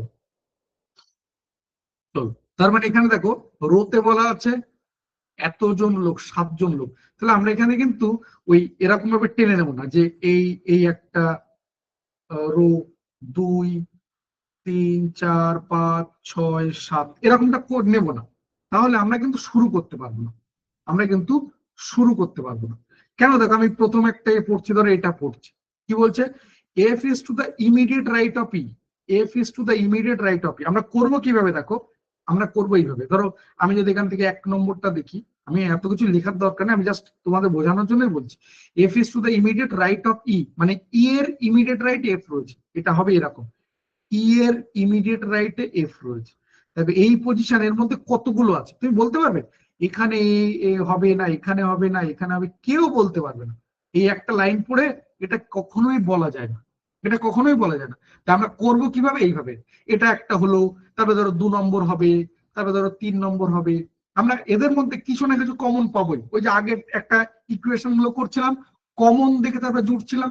মানে আমি ধরো এরকম ভাবে বললাম যে আমরা এরকম ভাবে পেলাম, একটা পেলাম এই ই এফ পেলাম একটা, তারপর ধরো একটা পেলাম এ, একটা গ্যাপ দিয়ে বি, তারপরে ধরো একটা পেলাম সি, এখান থেকে একটা এই 3টে গ্যাপ দিয়ে, তারপর ধরো ই। যে আমি দেখলাম এখানে ই পেয়ে গেছি, তার মানে এখানে এফ বসবে। আরেকটা ধরো পেয়েছি, আরেকটা ধরো পেয়েছি এফ 2টো গ্যাপ দিয়ে হয়তো, বা 3টে গ্যাপ দিয়ে হয়তো বি, এরকম কিছু একটা পেয়েছি। এফ রয়েছে, এই একটা গ্যাপ, 2টো গ্যাপ, এটা 3টে গ্যাপ, এখানে বি। আমরা এইভাবে কিন্তু তৈরি করি, এইভাবে তৈরি করি। বুঝাতে পারলাম? এইভাবে তৈরি করি। এখানেও আমরা সেইভাবে করার চেষ্টা করছি। 2 নম্বরটা পড়ছি, দেখো, is fourth to the right of G. যদি মনে হয় বাংলা বুঝতে পারছো না, তাহলে রাইট সাইড থেকে বাংলা করো। দেখো কি করে বাংলা করছি। জি এর, অফ মানে র বা এর, জি এর রাইট ফোর্থ রয়েছে ই, মানে জি এর ফোর্থ রাইটে ই রয়েছে। Is fourth to the right of G, এই কথার মানে হচ্ছে জি এর ফোর্থ রাইটে ই রয়েছে। জি এর ফোর্থ রাইট, এটা যদি জি নি, তার ফোর্থ রাইট বলতে এই first right, second right, third right, তারপরে কে রয়েছে? ই। তাহলে খেয়াল করতে হবে, 1 নম্বর আমি ই নিয়ে নিয়েছিলাম, এখানে কিন্তু আমি অলরেডি এফ বসাতে পারবো, বসাতে পারবো, তাই না? আমরা যদি এরকম একটা কিছু করার চেষ্টা করি যে জি, এই 1 2 3, তারপরে বাদ দিয়ে এই ই নিচ্ছি, তাই তো বলছে ই এর fourth right, first right, second right, third right, এই যে ফোর্থ রাইট, আমি যদি এটাকে নিয়ে নিই, আমি বসাতে পারবো, এখানে এফ বসবে, এখানে এফ বসবে। আমরা পেয়ে গেছি অলরেডি। দেখো, আমাদের কিন্তু আস্তে আস্তে তৈরি হয়ে যাচ্ছে, আস্তে আস্তে কিন্তু তৈরি হয়ে যাচ্ছে। 3 নম্বর পড়ছি, দেখো, C is the neighbour of B and D. C is the neighbour of B and D, এটা বোঝায় এরকম, আমি যে 3 নম্বরটা এখানে লিখি, C is the neighbour of B and D বোঝায় এরকম, C is the neighbour of B and D, মানে এটা যেমন হতে পারে, বা এটাও হতে পারে, এদিকে ডি এদিকে বি, এই দুটোর যে কোনো একটা শক্তি, দুটোই কিন্তু শক্তি হবে না, যে কোনো একটা শক্তি। তো এই পসিবিলিটি আছে। আমরা এখনো দেখো বিসিডি নিতে পারবো না, কারণ এর মধ্যে আমরা চিনি না। কারণ বিসিডি তখনই আমরা নিতে পারবো যদি কোনো একজনকে পেয়ে যাই। কোনো একজনকে না পেলে, কমন না পেলে আমরা তাকে নিতে পারবো না। তাহলে আপাতত এই 3 নম্বরটা নিয়েছি, বুঝতে পারলাম, বাট এখনো পর্যন্ত আমরা এটা কিন্তু মূল জায়গার মধ্যে নিতে পারিনি। নেক্সট বলছে দেখো, person who is third to the left of D is at one of the ends. এর কথাটার মানে হচ্ছে person who third to the left of D, D এর থার্ড লেফট, ডি এর থার্ড লেফট বলতে এই ফার্স্ট লেফট, সেকেন্ড লেফট, এটা হচ্ছে থার্ড লেফট, তাই তো? এই তো বলছে person who third to the left of B, D, D এর যে থার্ড লেফটে রয়েছে সে কোন একটা এন্ডস এ রয়েছে, তার মানে এদিকে আর কেউ বসবে না। আমি যদি বলি এখানে 7 জন, তার মানে দেখো এটাকে বলবো প্রথম লেফট, সেকেন্ড, থার্ড, ফোর্থ, এদিকে ফিফথ, সিক্স, সেভেন, মানে এরকম একটা ঘটনা ঘটবে, এরকম একটা ঘটনা ঘটবে। তাহলে এইবার এই যে ডি পেলাম, এই যে ডি পেলাম, এটার সাথে এটাকে জাজমেন্ট করছি এইটার মধ্যে, এটার মধ্যে কিভাবে করছি দেখো, কিভাবে করছি বলছি দেখো, ডি এর পরে দুটো গ্যাপ দিয়ে যেটা রয়েছে সেই থার্ড পজিশনটা রয়েছে তোমার এতে এক্সট্রিম লেফটে রয়েছে। খেয়াল করে এখানে কতজন রয়েছে কাউন্ট করে নাও, দেখো 1 2 3 4 5 6, আমাদের কতজন রয়েছে এখানে? 7 জন। 1 2 3 4 5 6 7 জন, 7 জন রয়েছে। এখানটা কিন্তু অলরেডি 6 জন বসে গেছে, তার মানে 7 জন যে আরেকজন বসবে, আইদার এদিকে বসবে অথবা এদিকে বসবে, কারণ মাঝে কিন্তু বসার জায়গা নেই। মাঝে যদি কাউকে বসিয়ে দিই তাহলে এটা আবার ভুল হয়ে যাবে, 2 নম্বরটা ভুল হয়ে যাবে, ও আর ফোর্থ রাইট জায়গায় ফিফথ রাইট হয়ে যাবে, সিক্স রাইট হয়ে যাবে। তাই মাঝে যে কোনো একদিক, আইদার এটা অথবা এটা, যে কোনো একটা সত্যি। এবার এটাকে আমি করার চেষ্টা করছি, দেখো আমি যদি প্রথমটাকে ধরে করার চেষ্টা করি তাহলে কি হতে পারে, দেখো ডিসিবি, দেখো আমি যদি এখানটায় ডি বসাই তাহলে এখানে সি, এখানে বি, তাহলে এটা হচ্ছে না, কারণ ডি এখানে দেখো দুটো গ্যাপ দিয়ে তারপরে যেটা রয়েছে সেটা কিন্তু থার্ড রাইট হবে। এখানে দেখো এটা হওয়ার পর এদিকে একটা রয়ে গেছে, তার মানে এরকম জায়গায় ডি হবে না। আমি কিন্তু বোঝানোর চেষ্টা করছি, হলো? তাহলে এটা হবে না। আবার ডি যদি আমরা এখান থেকে বসাতাম, ডি যদি আমরা এখান থেকে বসাতাম তাহলে কিন্তু হতে পারত। দেখো ডি এখানটায় রয়েছে সি, এখানে বি, না তাও হচ্ছে না, তাহলে এটাও হবে না, তাহলে এটাও হবে না, এটাও হবে না। এগুলো কি বোঝাচ্ছে সবার, যে C is the neighbour of B and D? এই জায়গাগুলো কি বোঝাচ্ছে সবার, সবার কাছে কি ক্লিয়ার হচ্ছে? পরে সি আনসার দিয়ে দিয়েছো অনেকে, আবার এ দিচ্ছ, অনেক রকমের আনসার আসছে যদিও, যাই হোক। চলো যেখানটা ছিলাম, কোশ্চেন নম্বর একটু সন্দেহ সন্দেহ হচ্ছে। দেখো আমরা যদি যে কোনো একটা জায়গায় এখান থেকে করার চেষ্টা করি, এই যে 3 জন একই জায়গায় বসবে, তো 3 জন কিন্তু এই জায়গায় বসা ছাড়া অন্য কোনো জায়গা নেই। আর এই যে ডি এর থার্ড পজিশন, মানে একটা, দুটো, এই দুটো বসে যাচ্ছে থার্ড পজিশন, তার মানে এখানটা যদি আমরা বসাই ডি, সি আর বি, এটা কিন্তু তার মানে ট্রু হচ্ছে, ডি সি বি এটা কিন্তু ট্রু হচ্ছে। কারণ দেখো ডি এর পরে এইরকম দুটো গ্যাপ দিয়ে, ডি এর পরে এইরকম দুটো গ্যাপ দিয়ে যে থাকবে সে কিন্তু এক্সট্রিম এন্ডে রয়েছে, মানে এদিকে আর কেউ বসবে না, তাই তো? এটা বলে দিয়েছে। যদি এখানে এটা হয় তার মানে এখানেই বসবে বাকি লোকটা, বাকি কে রয়েছে দেখো এ, এ বসবে এখানটা, তাই তো? তাহলে আনসার জানতে যে who are to the left of C, C এর লেফটে কে রয়েছে? সি রয়েছে কোথায় দেখো, সি রয়েছে এই জায়গাটায়, তাহলে সি এর লেফটে, এদিকে লেফট, কে কে রয়েছে? জি আর বি, তাহলে আনসার হবে option C, right answer option C. তার মানে আমরা ওই এ বলছিলে যে তার কিন্তু ভুল হচ্ছে, এ বলছিলে যে ভুল হচ্ছে, যারা সি বলেছে তাদের কিন্তু ঠিক আছে। বললাম সন্দেহ সন্দেহ হচ্ছে, ঠিক আছে তো? চলো, আশা করি কারো অসুবিধা নেই। নেক্সট চলে গেলাম, কোশ্চেন নাম্বার 5 বলো। বলছে which one come in the place of question mark in the below sequence.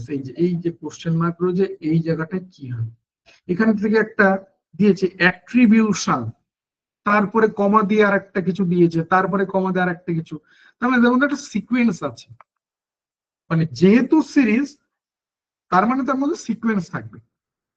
তো আমাকে বলো কি করে পেলে, এই কি করে পেলে এটা কিন্তু কোশ্চেনের মধ্যে বলা থাকবে না, তোমাকে দেখে বুঝতে হবে। অ্যাট্রিবিউশনটা দেখো, এটাকে দেখো, তারপরে এটাকে দেখো, তারপরে এটাকে দেখো, দেখলে বুঝতে পারবে একটা সিকোয়েন্স তুই পাবেই, একটা সিকোয়েন্স তুই পাবেই এখান থেকে। ঠিক আছে, সেই সিকোয়েন্সের রেসপেক্টে একটু বলো, কার কি আনসার আসছে একটু বলো আমাকে।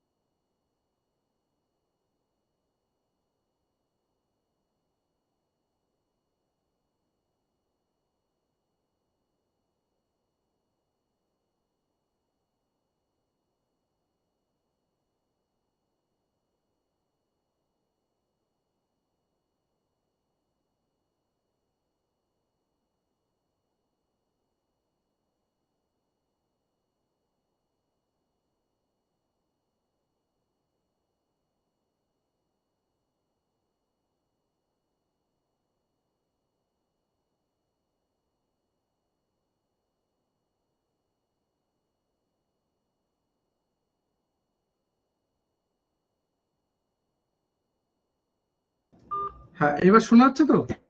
এবার শোনা যাচ্ছে তো? হ্যাঁ, চলো। দেখো তাহলে কি আসছে, বাকিরা যারা আনসার করেছো ইয়ে করো। তাহলে দেখো এখান থেকে একটু ভালো করে বোঝার চেষ্টা করো। খেয়াল করো, এখানে প্রথমে এ কে বাদ দিয়েছে আর শেষের এন কে বাদ দিয়েছে, দিয়ে দেখো মাঝখানে যেটা আছে সেটাই দেখো এখানে রয়েছে। তাহলে এটা একটা বুঝতে পারলাম। পরেরটা আবার দেখছি কি করেছে দেখো, প্রথমের এই দুটো টিকে বাদ দিয়ে দিয়েছে, দিয়ে বাকি যেটা রয়েছে সেটা এখানে রয়েছে, সেটা এখানে রয়েছে।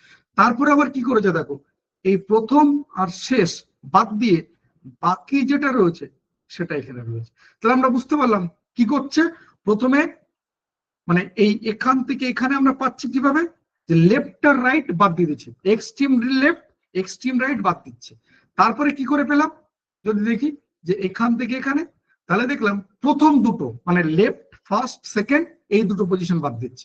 আবার যদি দেখি এখান থেকে এখানে, তাহলে আবার দেখবো ওই আগেরটা রিপিট করেছে, প্রথম এবং শেষ এই দুটোকে বাদ দিচ্ছে। তার মানে এই দুটো রিপিট হচ্ছে দেখো, একবার বাদ দিচ্ছে প্রথম শেষ, আর একবার বাদ দিচ্ছে প্রথম দুটো, প্রথম শেষ প্রথম দুটো, প্রথম শেষ প্রথম দুটো। ব্যাপারটা এরকম ভাবে যাচ্ছে। এখানে প্রথম শেষ বাদ দিয়েছে, পরেরটা প্রথম দুটো, আবার এখানে প্রথম শেষ বাদ দিয়েছে, এখানে আমরা প্রথম দুটোকে বাদ দিয়ে দিই। আনসার হয়ে যাবে ইউটিআই। ইউটিআই অপশন সি হবে রাইট আনসার, অপশন সি হবে রাইট আনসার। দেখো তো বোঝা গেল কিনা। খুব সাবধান এই ব্যাপারগুলোতে, যারা ডি আনসার করছো বা কিছু একটু কিন্তু দেখে বুঝে করবে। কারণ দেখো ডি অপশনও রাইটে মানে অপশনের মধ্যে রয়েছে, এই বিইউটি ওটাও মনে হচ্ছে হ্যাঁ প্রথম আর শেষ বাদ দিলে তো তাই আসছে। তাড়াহুড়ো করবে না, একটু দেখে বুঝে করার চেষ্টা করবে। 6 নম্বর গেলাম। বলছে দেখো, Partha cycles towards south west a direction of 8 metre. এটা হচ্ছে আমাদের ডাইরেকশন টেস্টের কোশ্চেন। আবারও বলছি এই টাইপের চ্যাপ্টার গুলোতে আমরা ট্রিমেন্ডাস শর্টকাট কাজে লাগাতে পারি। আগে একটা করলাম ওই যে এটা যেটা বললাম ওই যে সেটিং অ্যারেঞ্জমেন্ট, ওখানে কিন্তু আমরা ট্রিমেন্ডাস শর্টকাট কাজে লাগাতে পারি। কিন্তু এই শর্টকাট জানার জন্য তোমাকে কিছু জিনিস জানতে হবে, বুঝতে হবে। ঠিক আছে, আমি ওগুলোতে আর যাইনি। এটা এই একই রকম জিনিস, এখানেও যদি আমরা শর্টকাট কাজে লাগাই কিছু জিনিস আমাকে জানতে হবে। আমি কি এটা শর্টকাটে করব, যে তোমরা পারমিশন দাও তাহলে আমি করতে পারি, আদারওয়াইজ আমরা ডিটেলসে করব। এগুলো কিন্তু একদম শুধুমাত্র দেখে আনসার বলে দেওয়া যায় এরকম শর্টকাট আছে, যে তোমরা যদি এখন পারমিশন দাও তাহলে আমি বলতে পারি যে Partha cycle towards south west আর distance of 8 metre, then it move towards east distance of 20 metre. এভাবে আমরা করতে পারি, এগুলোকে জাস্ট দেখে বলে দিতে পারি আনসার কি হবে। তবে ইনিশিয়ালি বোঝার জন্য বা এ করার জন্য কিন্তু একটু সময় দিতে হবে। এই যা মানে দুম করে আমি একবার করে দিলাম আর তুমি পরেরটা অ্যাপ্লাই করতে পারবেই এমন কিন্তু কথা নেই, কিন্তু একটু বোঝার ব্যাপার রয়েছে। মানে আগেই বললাম শর্টকাট মানে কিন্তু সেখানে পিওর ক্যালকুলেশনের ব্যাপার রয়েছে। এই ব্যাপারটা মাথায় রাখতে হবে। তাহলে আমি কি করবো, মানে ডিটেলসে করবো না শর্টকাট করবো, একটু যদি জানাও আমাকে। এটা হচ্ছে আমাদের নর্থ, এটা সাউথ, এটা ইস্ট, আর এটা ওয়েস্ট। সব সময় জন্য এটা সত্যি। এবার এর মাঝ বরাবর এটা হচ্ছে নর্থ ইস্ট, এর মাঝ বরাবর এটা হচ্ছে সাউথ ইস্ট, এর মাঝ বরাবর এটাকে বলা হয় সাউথ ওয়েস্ট। যেহেতু এই ডাইরেকশন গুলো এখানে রয়েছে, নর্থ ওয়েস্ট এরকম রয়েছে, তো সেই জন্য আর কি বলছি। অনেক কি হয়ে গেল, কি বলছো এটাকে? অনেকক্ষণ হয়ে গেল, ডিটেলসে অনেকক্ষণ হয়ে গেল আর কি, এরকম কিছু বলছো? ডিটেলসে যদি করি তাহলে এরকম বলবো যে Partha cycles towards south west আর ডিস্টেন্স অফ 8 মিটার। তো সাউথ ওয়েস্ট আমরা ব্যাপারটা জানি, যে ধরো আমি এই পয়েন্ট থেকে জার্নি শুরু করছি, এই পয়েন্ট থেকে জার্নি শুরু করছি, তো এখান থেকে সাউথ ওয়েস্ট মানে আমি যদি না চিনি তাহলে একটা প্লাস সাইন এঁকে নিই। দেখো এটা সাউথ, এটা ওয়েস্ট, মানে এর মাঝ বরাবর বেরোবে। এই যে কতটা গেছে, 8 মিটার। মোটামুটি একটু বড় করে নিচ্ছে তাহলে দেখতে ভালো লাগবে। এই যা 8 মিটার নিলাম। দেন ই মুভ টুয়ার্ডস ইস্ট, তার মানে আমি এখান থেকে জানি এই যে এই পয়েন্টে দাঁড়িয়ে, তাহলে আমি ইস্ট বলতে এরকম সোজা যাব, সোজা এরকম ভাবে সোজা বেরোবো। কতটা যাবো গো, 20 মিটার। তাহলে এখান থেকে 20 মিটার মানে আরেকটু টেনে নিই, মোটামুটি 2.5 গুণ ধরো। চলো এতটা পর্যন্ত 20 মিটার। তারপরে কি করেছে, from there he moves towards north east. আমি আবার নর্থ ইস্ট চিনি না, তাহলে কি করব, চলো প্লাস সাইন এঁকে নিই।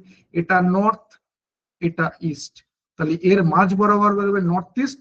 কতটা, 8 মিটার। তার মানে ঠিক এইরকম ভাবে একটা শেপ আসবে, 8 মিটার হলো। তারপরে কি করেছি, দেন ই মুভ টুয়ার্ডস ওয়েস্ট। ওয়েস্ট মানে আমরা জানি কতটা গেছে, 6 মিটার। তার মানে এখান থেকে সোজা আমরা এইরকম ভাবে টানবো, এই যে 6 মিটার। তারপরে কি করেছে, from there he move towards north east. আবার নর্থ ইস্ট চিনি না, তাহলে কি করব, প্লাস সাইন নর্থ, এটা হচ্ছে ইস্ট। তাহলে নর্থ ইস্ট বলতে এটা কতটা গো, 2 মিটার। তার মানে এখান থেকে এরকম বেরোচ্ছে ধরো 2 মিটার, এরকম। ঠিক আছে, একটু দেখে বুঝে করার চেষ্টা করো। অন্য একটা কালার নিয়ে নি, এই যে 2 মিটার, 2 মিটার হলো। দেন ই মুভ টুয়ার্ডস ওয়েস্ট, 4 মিটার। তার মানে এখান থেকে আমরা 4 মিটার এরকম ভাবে যাবো, 4 মিটার গেলাম। তারপরে কি করছি, দেনি টুয়ার্ডস সাউথ ওয়েস্ট। আবার সাউথ ওয়েস্ট চিনি না, তাহলে কি করব, প্লাস সাইন এঁকে নেবো। সাউথ, এটা ওয়েস্ট, কতটা গো, 2 মিটার। তার মানে এরকমই আসবে, এরকম। মানে আমরা ওই যে এইটা কি চেনো তো, এটার নাম কি বলতো, সামান্তরিক, এই যে প্যারালেলোগ্রাম। এই যে এই যে, এটাকে আমরা সবাই চিনি, চিনি তো। দেখো এটা যদি 5 হয়, এটাও কিন্তু 5, কিন্তু এদের পয়েন্ট গুলো কিন্তু দুটো বিন্দু আলাদা। এটা ধরো 4 হলে এটাও 4। এখানে কিন্তু এরকমটা অনেকটা দেখতে হচ্ছে, দেখো এটা 2 আছে, এটা কিন্তু 2 আছে, ঠিক আছে, এটাও 2 আছে। আবার এদিকে এটাও কিন্তু 8, এদিকে এটাও কিন্তু 8, এগুলো বলা আছে। যাই হোক, and step at that point, sorry, stop, stop at that point, এখানে দাঁড়িয়ে গেছে। বলছে how far easy from is starting point. এটা আমার স্টার্টিং পয়েন্ট। খেয়াল করে দেখো যে এটা 8, এটা 8, মানে এই দুটো পয়েন্ট কিন্তু সেম স্ট্রেট লাইনে রয়েছে, যে এই দুটো পয়েন্ট সেম স্ট্রেট লাইনে রয়েছে, ঠিক তো। এবার দেখো এটাও 2, এটাও 2, তার মানে এই দুটো পয়েন্টে কিন্তু সেম স্ট্রেট লাইনে, মানে এই 4টে পয়েন্টে কিন্তু সেম স্ট্রেট লাইনে রয়েছে। কোন 4টে পয়েন্ট, অন্য একটা কালার দিয়ে মার্ক করছি। এই একটা পয়েন্ট, দুটো পয়েন্ট, 3টে পয়েন্ট, 4টে পয়েন্ট, এটা কিন্তু সেম স্ট্রেট লাইনে রয়েছে। আমার আঁকা ভুল হতে পারে, বাট অঙ্ক বলছে এটা। আমি কতটা গেছি গো, দেখো এখানে 6 আর এখানে 4, মানে এই পর্যন্ত আমি টোটাল 10 মিটার কভার করে ফেলেছি। এটা কতটা, এটা হচ্ছে টোটাল 20 মিটার, 20 মিটার টোটাল। আমি তার মধ্যে 10 মিটার কভার করে ফেলেছি। তাহলে বাকি কতটা রয়েছে, এই যে এই জায়গাটা বাকি রয়েছে আমাদের, এই জায়গাটা, এটা কত হবে, তাহলে এটা 10 হবে। তাহলে আনসার হয়ে যাবে 10 metre. Option B right answer. একটু বলো তো আমাকে, একটু জানাও তো যে কারোর কথা বুঝতে অসুবিধা আছে কিনা, তো আমাকে জানাও তো, যে সবার 10 মিটার আসছে তো। অপশন বি, শর্টে তাড়াতাড়ি হবে। তাহলে শর্ট কি বলবো, মানে বেশি জন বলছো না ওই জন্য আমি বলছি না। যদিও শর্টকাট বুঝতে একটু দুটো একটা কথা আমাদেরকে জানতে হবে, এই যা আমি 1 মিনিট একটু আমাদের 7টায় ক্লাসটা ওপেন হয়, একটু 7টায় ক্লাসটা আমি রেকর্ডিংটা অন করে দিই বাবা, ঠিক আছে? সময় লাগবে না যদিও।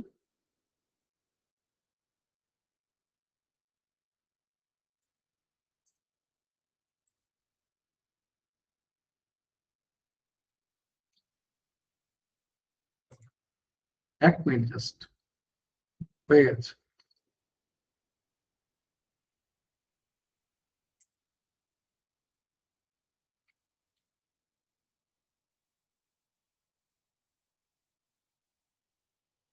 দেখো,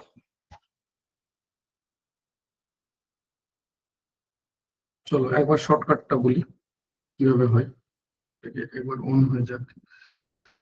তো জায়গা বেশি হলে ভালো হতো, চলো এখানটায় করার চেষ্টা করছি।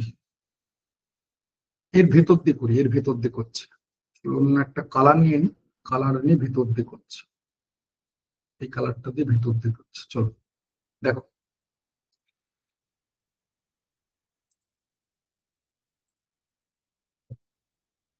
চলো দেখো ভালো করে কিভাবে করছে দেখো। প্রত্যেকটা পয়েন্ট দেখবে বাদ না যায়। সাউথ ওয়েস্টে গেছে 8 মিটার, তাহলে কি করে নেবো জানো তো? সাউথ ওয়েস্ট, তার নিচে 8 লিখছি। শর্টকাট, মানে নিজেদের মতো করে কিন্তু এ করবে, ঠিক আছে? সাউথ ওয়েস্ট নিলাম, তার নিচে 8। তারপরে কি নিয়েছি দেখবে বাদ না যায়, ইস্ট 20, তারপরে ইস্টের E/20। এ হালকা হয়ে যাচ্ছে তো, খুব একটা বোঝা যাচ্ছে তো, তো জানিও। তারপরে নর্থ ইস্ট 8, নর্থ ইস্ট 8, তারপরে ওয়েস্ট 6, তাহলে ওয়েস্ট 6, তারপরে নর্থ ইস্ট 2,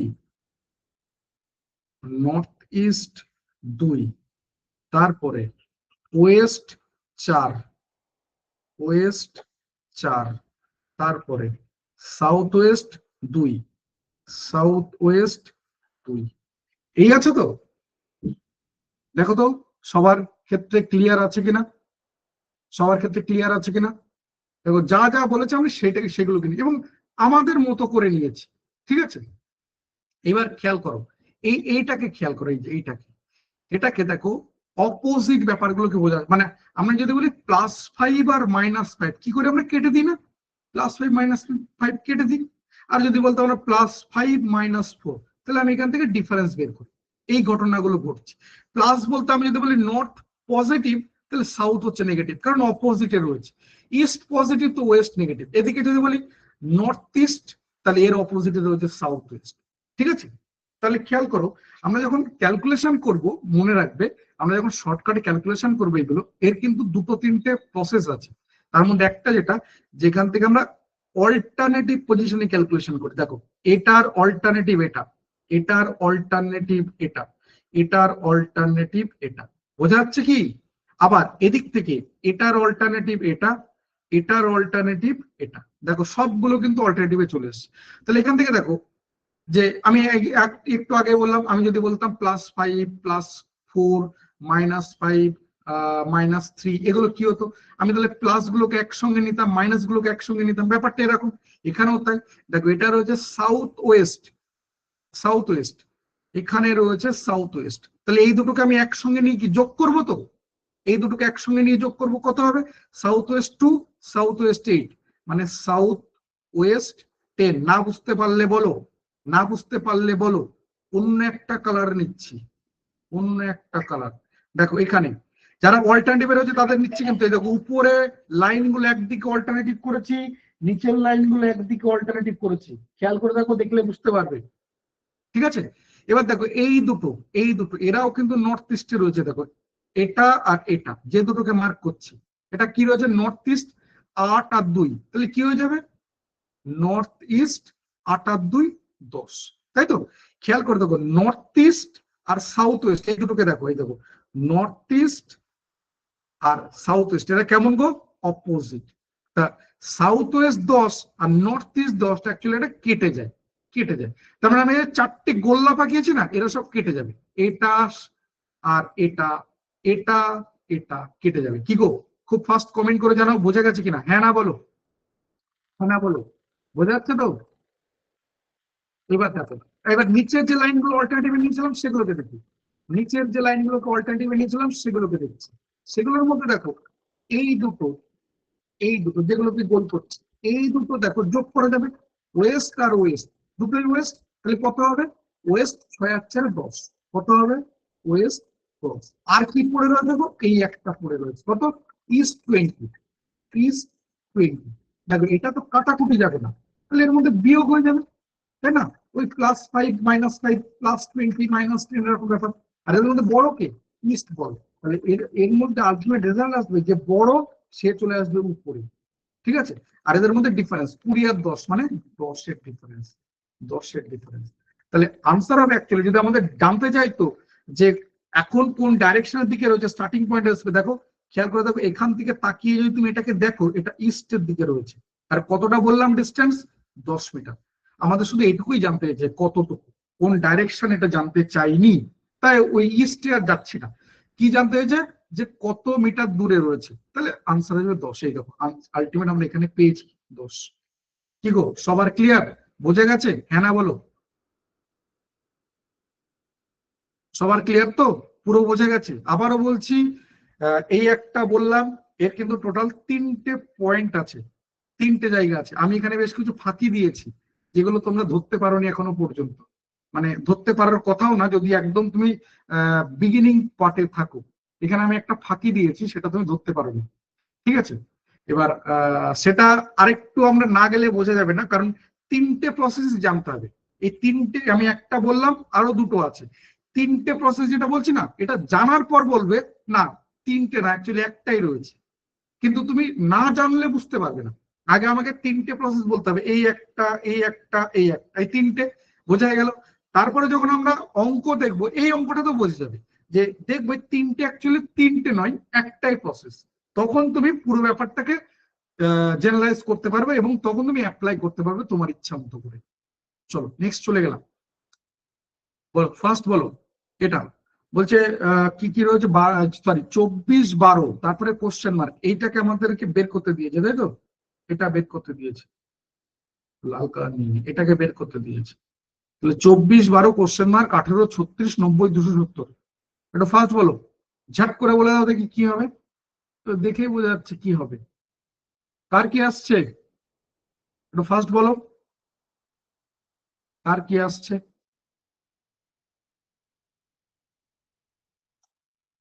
একটু ঝট করে বলে দাও, কার কি আসছে একটু বলো। ফার্স্ট জানাও কার কি আসলো।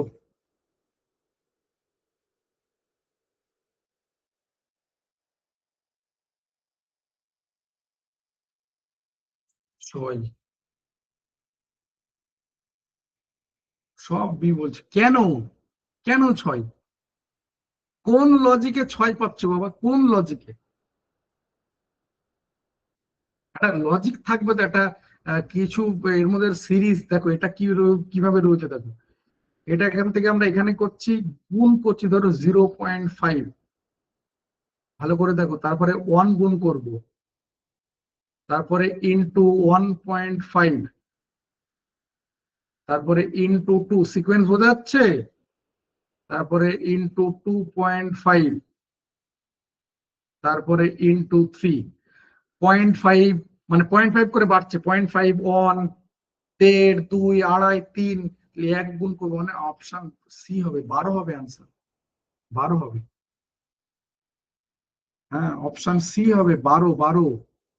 কি গো, বোঝা গেছে? কত হবে বোঝা গেছে সবার? চলো নেক্সট চলে গেলাম। চলো নেক্সট চলে গেলাম, কোশ্চেন নাম্বার 8 বলো। দেখো এই একটা চ্যাপ্টার, ব্লাড রিলেশন। আবারও বলছি, ট্রিমেন্ডাস শর্টকাট হয়, শুধুমাত্র দেখে আনসার বলতে পারবে, কিন্তু তোমাকে জানতে হবে। আমি এই কোশ্চেনটা করাতে গেলেও আমাকে অন্তত আগে 5-7 মিনিট কথা বলতে হবে, তবে আমি শর্টকাট করতে পারবো। এবার তোমরা বলো আমি শর্টকাটে যাবো না ডিটেলসে যাবো? তোমরা যদি পারমিশন দাও আমি তাহলে শর্টকাটে যেতে পারি। তাহলে এখনই শুরু করলে ফার্স্ট হবে। অন্তত আমাকে 2-4 কথা বলতে হবে, তবে গিয়ে আমি শর্টকাটে যেতে পারবো। আমি দুম করে যদি বলি এই দেখো এইভাবে এইভাবে করবে, কিচ্ছু বুঝতে পারবে না। তুমি কোনো কিছু বুঝতেই পারবে না যে কিভাবে হলো না হলো। আমি কি যাব, তোমরা যদি একটু পারমিশন দাও, মানে শর্টকাটে যাওয়ার জন্য যদি তোমরা আমাকে পারমিশন দাও, তবে আমি যেতে পারি। বলছো কি পারমিশন দিচ্ছ? ইয়েস শর্টকাট, ডিটেলস বলে শর্টকাট। দেখো দুটো বললে অনেকটা সময় লেগে যাবে, কারণ এটা ডিটেলস বলতে গেলে অনেকটা সময় লেগে যাবে, অনেকটা সময় লেগে যাবে এই যা। কারণ ব্লাড রিলেশন ঝামেলা হয় না এমন কেউ নেই, ব্লাড রিলেশনে প্রবলেম হয় না এমন লোক খুব কমই রয়েছে। ঠিকঠাক যদি ঘুরিয়ে বলে দেওয়া যায়, বলতেই পারে না কি হবে। ব্লাড রিলেশনে প্রবলেম হয় না এমন লোক খুব কম আছে। শর্টকাটে যাই দেখো কিভাবে করছি আমি। জাস্ট কটা জিনিস মাথায় রাখবে, যে কটা কথা বলছি এগুলোকে ভালো করে শোনো, আদারওয়াইজ তুমি বুঝতে পারবে না। ভালো করে মন দিয়ে শুনবে এখন থেকে। দেখো এখানে বলা আছে A plus B means A is the mother of B. দেখো এখানে আমাদের এই যে প্লাস সাইনটা ইম্পর্টেন্ট, ঠিক আছে? অর্থাৎ এ প্লাস বি মানে কি বলে দিচ্ছে, দেখো এ প্লাস বি বলে দিচ্ছে কি A is the mother of B. A is the mother of B আমরা সিম্বলাইজ কিভাবে করি, দেখো এ ইজ দ্য মাদার মানে ফিমেল জেন্ডার অফ বি। খেয়াল করে দেখো এর মধ্যে তুমি বি এর জেন্ডার বলতে পারো, ভালো করে শুনবে এই কথাগুলো, এখান থেকে আমাদের শর্টকাট শুরু হচ্ছে।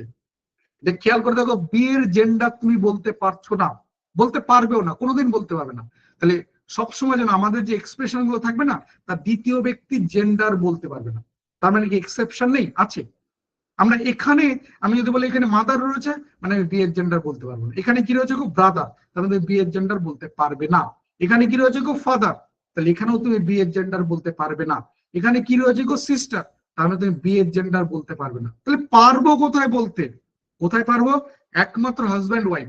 যদি বলতো A divided by B means A is the wife of B, A is the wife of B, তখন বলতে পারতে এ ইজ দ্য ওয়াইফ মানে ফিমেল জেন্ডার, কাপল আমরা প্লাস দিয়ে লিখি, অফ বি। আমরা একটা কাপলের মধ্যে একজনকে ফিমেল পেয়ে গেছি, তাহলে ডেফিনেটলি আর একজন মেল হবেই, আর একজন মেল হবেই, তাই না? তো একমাত্র হাজব্যান্ড ওয়াইফ বাদ দিলে অন্য কোথাও আমরা এট এ টাইম দুজনের জেন্ডার বলতে পারবো না। মাথা রাখবে, খুব কাজে লাগবে এই লাইনটা। আমি আবার রিপিট করবো এই লাইনটা, দেখবে এই লাইনটা আমাদের কাজে লাগছে। যে কোন একটা এক্সপ্রেশনে, এই এক্সপ্রেশন যত ছোট বা বড় যাই হোক, এখানে একটা ছোট এ প্লাস বি, অপশন এগুলো অনেক বড়। আমি যদি এরকম ভাবে লিখতাম A plus B plus C plus D plus E, তুমি ই এর জেন্ডার বলতে পারবে না, বাকি সবার জেন্ডার বলতে পারবে। এক্সপ্রেশনে থাকা এই শেষের ব্যক্তির জেন্ডার তুমি বলতে পারবে না, নাম্বার ওয়ান। নাম্বার টু, ভালো করে বুঝবে, এখানে যেটা বললাম যে প্লাস সাইনটা কিন্তু ইম্পর্টেন্ট। এটাকে একটা ইনপুট ডিভাইস হিসেবে দেখো, যে যার মধ্যে আমি এ আর বি কে ঢুকিয়ে দিচ্ছি ও আউটপুট এটাকে শো করছে। মানে আমি যদি এখানে বলতাম ইন্ডিয়া প্লাস বাংলাদেশ, ও আউটপুট কি দেখাতো, India is the mother of Bangladesh, India is the mother of Bangladesh, mother of Bangladesh, এরকমটা দেখিয়ে দিত। মানে এখানে কিন্তু এই প্লাস মাইনাস এগুলো important, A B X Y Z M N O P important না। নেক্সট যেটা বলা, ভালো করে শুনবে, এই কথাগুলো না বুঝতে পারলে কিন্তু করতে পারবে না। কথাগুলো মুছে নি, অনেকটাই হয়ে গেছে, তো ঝামেলা করছে কেন,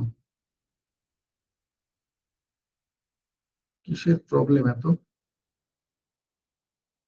চলো, তাহলে এই পর্যন্ত বোঝা গেল। নেক্সট এখান থেকে খেয়াল করে দেখো, আমরা এখানে মোটামুটি সব দেখে নিচ্ছি, একদম কোশ্চেনে চলে গেলাম। P is the maternal uncle of Q, কথাটার মানে কি দেখো একটু ভালো করে বুঝি। P is the maternal uncle, আমরা বুঝি আমার উপরে যারা রয়েছে, আমার উপরে কারা রয়েছে গো, আমার বাবা মা কাকা কাকিমা, বাংলায় বললে অনেকে, ইংলিশে বললে শুধু এইটুকুই ফাদার মাদার আঙ্কেল আন্টি, ঝামেলা মিটে গেল। এই আঙ্কেল আন্টি বলতে সবাই বোঝায়, কাকা জ্যাঠা, তারপরে কাকিমা জেঠিমা মামিমা, মামা মামি, তারপর আর কি আছে তোমার, আর কি আছে, সব সম্পর্কের মধ্যে রয়েছে। আর ইংলিশে বললে আমরা চারটে ওয়ার্ড বলবো, বাবা ইয়ে ফাদার মাদার আঙ্কেল আন্ট, ঝামেলা মিটে গেল। সবাই আমার উপরে এরা রয়েছে।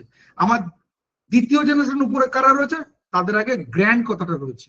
আমার সাথে কারা রয়েছে, আমার ভাই বোন, মানে ইংলিশে বললে বোঝায় ব্রাদার সিস্টার কাজিন, ঝামেলা মিটে গেল। আমার সাথে যারা সেম এতে রয়েছে কারা রয়েছে, ব্রাদার সিস্টার কাজিন। আমার নিচে যারা রয়েছে তারা কারা কারা, তারা হচ্ছে সান ডটার নিস নেফিউ, ঝামেলা মিটে গেল।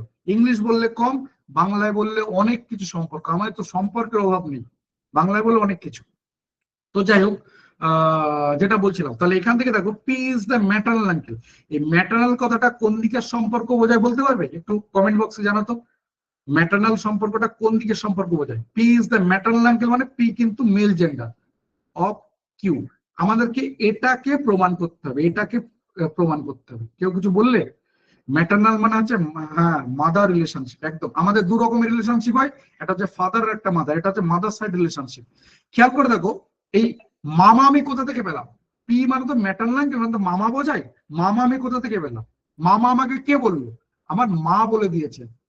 মায়ের নাম এখানে ধরো দেওয়া নেই, তিনি কিন্তু ফিমেল, যে মা তিনি কিন্তু ফিমেল, তার সন্তান হচ্ছে কিউ, আর এই মায়ের ভাই হচ্ছে পি, যে হচ্ছে মেল জেন্ডার। ভাই বলছি, দেখো তো এটাই অ্যাকচুয়ালি, এটা তো দেখো তো, বুঝতে পারলে কিনা? আমি কিন্তু মামা পেয়েছি কি করে? মা আমাকে চিনিয়েছে, দেখ ওটা আমার ভাই, তাই তুই ওকে মামা বলে ডাকবি। ব্যাপারটা তো এরকম। এই কোশ্চেন মার্ক যেটা সেটা হচ্ছে মা, কোশ্চেন মার্ক যেটা সেটা হচ্ছে মা। মা ফিমেল জেন্ডার হবে, মায়ের ভাই, এই ভাই আমরা এরকম সেম জেনারেশন এইভাবে লিখি, তাই মামা। তার মানে আলটিমেট আমরা বুঝতে পারলাম যে আমাদের এই তিনটে জিনিস মাথায় রাখতে হবে। নাম্বার ওয়ান জেন্ডার বা সেক্স, কি হবে না পি এর জেন্ডার ডেফিনেটলি মেল হবে, কিউ এর জেন্ডার যা খুশি হয় হোক। Number two generation gap, P আর কিউ এর মধ্যে একটা জেনারেশন গ্যাপ থাকবে, এবং এবং এবং পি জেনারেশন গ্যাপের উপরে থাকবে, কিউ নিচে থাকবে, মনে থাকবে। 3 নম্বর, এটা কোন টাইপের রিলেশনশিপ? Mother side relationship. এই তিনটে পয়েন্ট যেন মাথায় থাকে। 1 নম্বর দেখো, অপশন টেস্ট করছি, খেয়াল করে দেখো, পি বলেছে মেল হবে। 1 নম্বর তাকিয়ে দেখো, পি কোথায় আছে গো? একদম এক্সপ্রেশনের শেষে। বলো তো তুমি এই পি এর জেন্ডার বলতে পারবে? আনসার হবে না। কেন? একদম প্রথমে এক্সপ্লেন করেছিলাম যে এক্সপ্রেশনে থাকা শেষ ব্যক্তি জেন্ডার তুমি বলতে পারবে না, তাই তো? এখানে পি এর জেন্ডার মেল হবে, পি এর জেন্ডার মেল, আর এখানে আমরা পি এর জেন্ডারই পাবো না, তাহলে অপশানে হবে না। একই কারণ এখানেও পি এর জেন্ডার আমরা পাবো না। অপশন এ এবং ডি প্রথমেই এলিমিনেট হয়ে গেল। হলো কিনা বলো? হলো কিনা বলো? 2 নম্বর দেখো, এই জায়গাটা প্লাস, তাকিয়ে দেখি প্লাস, প্লাসের এখানে যদি তাকাই তাহলে এটা কি রয়েছে? মাদার। এই যে প্লাস মানে বলা আছে, প্লাস মানে বলা আছে মাদার, তার মানে এখানে কি দাঁড়াচ্ছে? P is the mother, P is the mother. এই যে A plus B, A is the mother, P plus S, P is the mother. P is the mother মানে পি এর gender female, P is the mother, mother মানে P এর gender female, P male হতে হবে, তাহলে option B ও হবে। তাহলে 4টে option 3টেই বাদ চলে গেল। আমরা যদি এমনি টেস্ট করি, দেখো মাইনাস বলা আছে, এ দেখো মাইনাস মানে কি? ব্রাদার, তাহলে পি এর জেন্ডার মেল হবে। 1 নম্বর টেস্ট কমপ্লিট হয়ে গেল। 2 নম্বর বললাম জেনারেশন গ্যাপ, মেলাও। দেখো মাইনাস মানে কি? ব্রাদার, মানে zero generation gap, brother sister কোনো জেনারেশন গ্যাপ নেই। প্লাস মানে কি? প্লাস মানে মাদার, মানে একটা জেনারেশন গ্যাপ। আর ইনটু মানে কি? এই যে ইনটু, এই যে ইনটু, ইনটু মিনস কি বলা আছে? সিস্টার, মানে জিরো জেনারেশন গ্যাপ। যোগ করো, দেখো 0+1+0 মানে একটা জেনারেশন গ্যাপ পাচ্ছি, মানে পি থেকে কিউ একটাই জেনারেশন গ্যাপ আছে। কি করে জেনারেশন গ্যাপ বের করছি বুঝতে পারছো? দিক না আমাদের এত বড় একটা ইকুয়েশন দেবে তো, দিক না আমি একবারে বের করে দেবো যে কতগুলো জেনারেশন গ্যাপ আছে। ঠিক আছে, এর আরেকটা ট্রিক্স আছে, আমি আর যাচ্ছি না, সময় লাগবে, বললে এখনই হয়ে যাবে, খুব একটা বড় না, কিন্তু আর যাচ্ছি না। আর 3 নম্বর যেটা বললাম মাদার সাইড, দেখে নাও মাদার সাইড আসছে কিনা, মাদার সাইড আসছে কিনা দেখে দেখে নাও। মাইনাস মানে কি বলা আছে? ব্রাদার, তার মানে পিআরএম, পিআরএম এরা কিন্তু একই জেনারেশনে রয়েছে, একই জেনারেশনে রয়েছে। ঠিক আছে, তারপরে কি রয়েছে? M plus N, M plus N, plus মানে কি বলা আছে গো? মাদার, মানে এম উপরে যাবে এন নিচে, এম উপরে এন নিচে। দেখো এখানে কিন্তু পি উপরে উঠে গেছে, দেখো পি কিন্তু উপরে উঠে গেছে, আর নিচে চলে আসছে এন, আর এন এর সাথে কিউ রয়েছে কিভাবে? ইনটু, ইনটু মানে কি? সিস্টার, সিস্টার মানে বোন, মানে ইকুয়াল দিয়ে থাকবে। আমি জেন্ডার ফেন্ডার কোনো কিছু লিখিনি, খেয়াল করে দেখো স্ট্রাকচার মিলছে কিনা, স্ট্রাকচার মিলছে কিনা। এবং এখানে বলা আছে মাদার, এই যে এম মাদার, এই যে M is the mother of N, plus বলা আছে এম মা, আর এরা যখন বলছে ভাই বোন, তাহলে অবশ্যই পি কিন্তু মামা। কার মামা? এনেরও মামা, কিউ এরও মামা, দুজনেই কিন্তু ভাই বোন, এই দুজনেরই মামা। আমার শুধু এখানে কিউ এর কথা বলেছি। কি গো সবার ক্লিয়ার আছে তো? জেনারেশন গ্যাপ বললাম, আমার সাথে যারা রয়েছে তারা কারা কারা? ব্রাদার সিস্টার আর কাজিন। আমার সাথে যারা রয়েছে তারা হচ্ছে ব্রাদার সিস্টার কাজিন। আমার একটা জেনারেশন উপরে রয়েছে কারা? Father mother uncle aunt. দুটো জেনারেশন উপরে কারা রয়েছে? তাদের সাথে গ্র্যান্ড কথাটা থাকবে, গ্র্যান্ড। যে সম্পর্কের আগে গ্র্যান্ড কথা রয়েছে তিনি আমার সাথে দুটো জেনারেশন গ্যাপে রয়েছে। যে সম্পর্কের আগে গ্রেট গ্র্যান্ড কোথায় থাকবে? গ্রেট গ্র্যান্ড, সেই সম্পর্কের সাথে আমার 3টে জেনারেশন গ্যাপ রয়েছে, মনে থাকবে। আগে গ্রেট গ্র্যান্ড, তার নিচে গ্র্যান্ড, তার নিচে ফাদার মাদার আঙ্কেল আন্ট, তার নিচে আমি, আমার নিচে আবার কারা রয়েছে? আমার সান ডটার নিস নেফিউ। ক্লিয়ার? সান ডটার নিস নেফিউ, এই পর্যন্ত আমাদের মোটামুটি কোশ্চেন দেয়, এর বাইরের কোশ্চেন থাকবে না।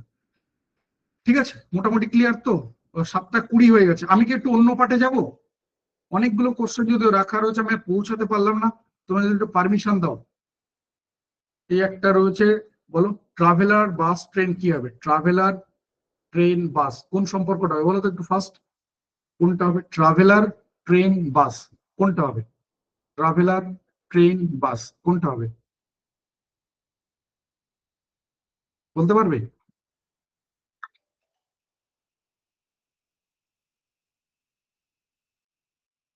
ডি বলছো? দেখো বাবা, আমি যদি আরো ধীরে করি না, আমি তো সবে 9-এ পৌঁছেছি, 1 ঘন্টা 20 মিনিটে। আরো ধীরে করলে সে 4-এ পড়ে থাকতাম। অপশন তো সবগুলো বলে দিলে, একটাও তো বাদ দিচ্ছ না। সবগুলো তো বলে দিচ্ছ, একটাও তো বাদ দিচ্ছ না। কোনটা কোনটা বললে? ডি, সি,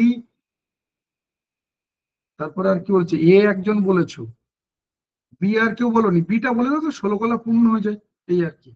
বিটা একবার বলে দাও, ও বেচারি একা একা রাগ করবে। বিটা একবার বলে দাও, বলে দাও, কেউ একটু কষ্ট করে বলে দাও। ওরও তো কষ্ট আছে নাকি মনের মধ্যে। এবার আমি বলি, traveller bus train, traveller bus train হবে, দেখো এই জায়গাটা খেয়াল রাখবে, অপশন সি হবে রাইট আনসার। এই মাঝেরটা হচ্ছে ট্রাভেলার, আর এদিকে ধরো বাস, এদিকে ধরো ট্রেন।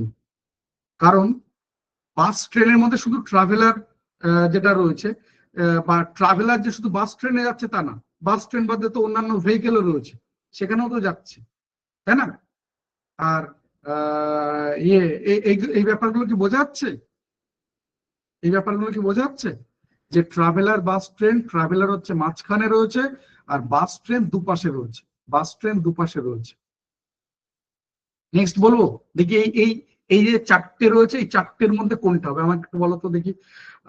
ধরো, ধরো রয়েছে ভেজিটেবল, ভেজিটেবল, তারপরে ধরো পটাটো, পিও টি এ টিও, পটাটো। আর একটা বললাম টমেটো, টিও এম এ টিও। কোনটা হবে? ভেজিটেবল, পটাটো, টমেটো, কোনটা হবে? ফার্স্ট বলো, vegetable, potato, tomato. First, B, C পাচ্ছি, আর বলো, আর বলো, আর বলো, আর বলো, আর বলো। জানি তো ভুল করবে, এটা আনসার কোনটা হবে? তো এ হবে, এ, এ হবে। টমেটো কি ভেজিটেবল?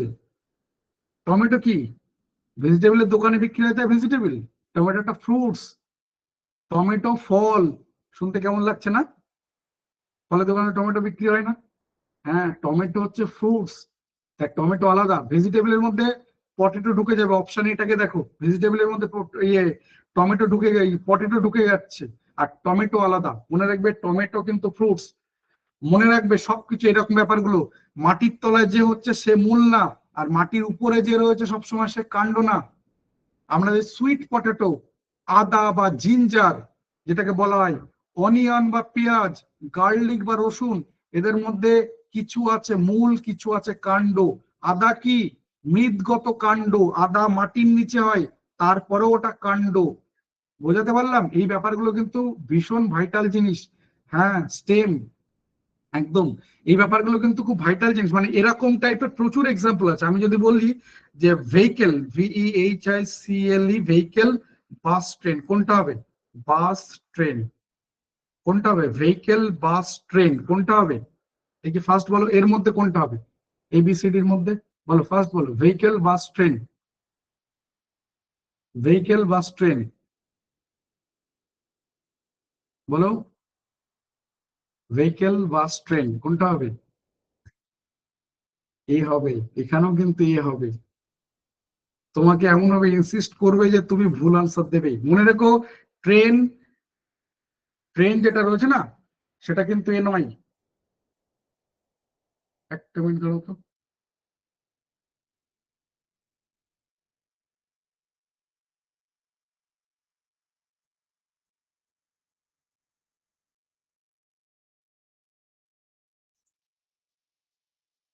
একটা মিনিট ধরো।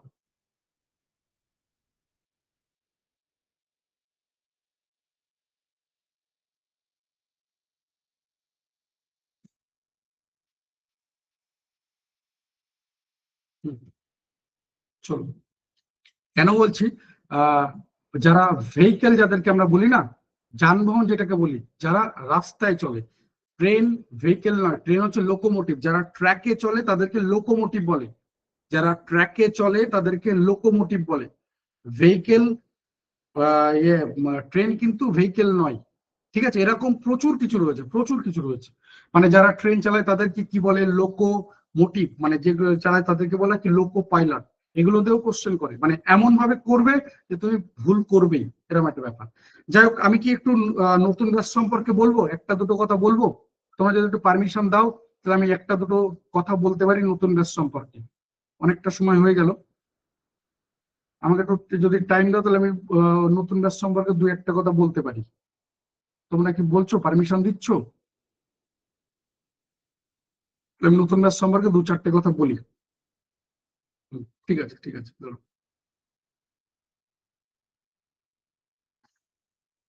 চলো,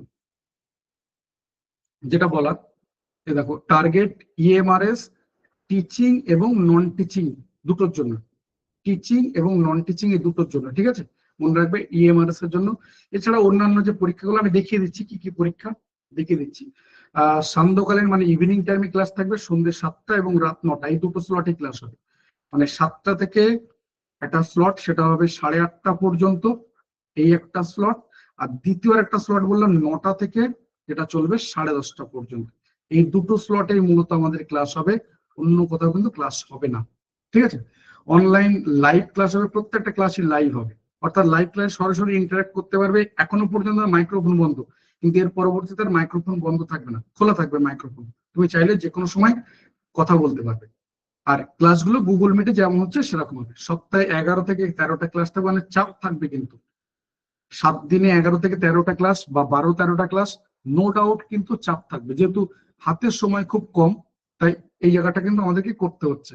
1 নভেম্বর থেকে ক্লাস শুরু হবে, 1 নভেম্বর শনিবার, শনিবার দিন থেকে ক্লাস শুরু হচ্ছে। 3 মাসের ডিউরেশন আমি রেখেছি এই কারণে, ইনকেস যদি পরীক্ষা পিছিয়ে যায়, বা আমি চাইছি এই কোর্সের মধ্যে তোমাদের গ্রুপ সি গ্রুপ ডি যারা পরীক্ষা দেবে তাদেরটাও কভার হয়ে যাবে। Group C group D, WBSSC মানে স্কুল সার্ভিসের গ্রুপ সি গ্রুপ ডি যেটা রয়েছে না, গ্রুপ সি গ্রুপ ডি, এই গ্রুপ সি গ্রুপ ডিও এর মধ্যে কভার হয়ে যাবে, যে সাবজেক্ট বা যা কম্বিনেশন যা কিছু রয়েছে হামেশাই কভার হয়ে যাবে।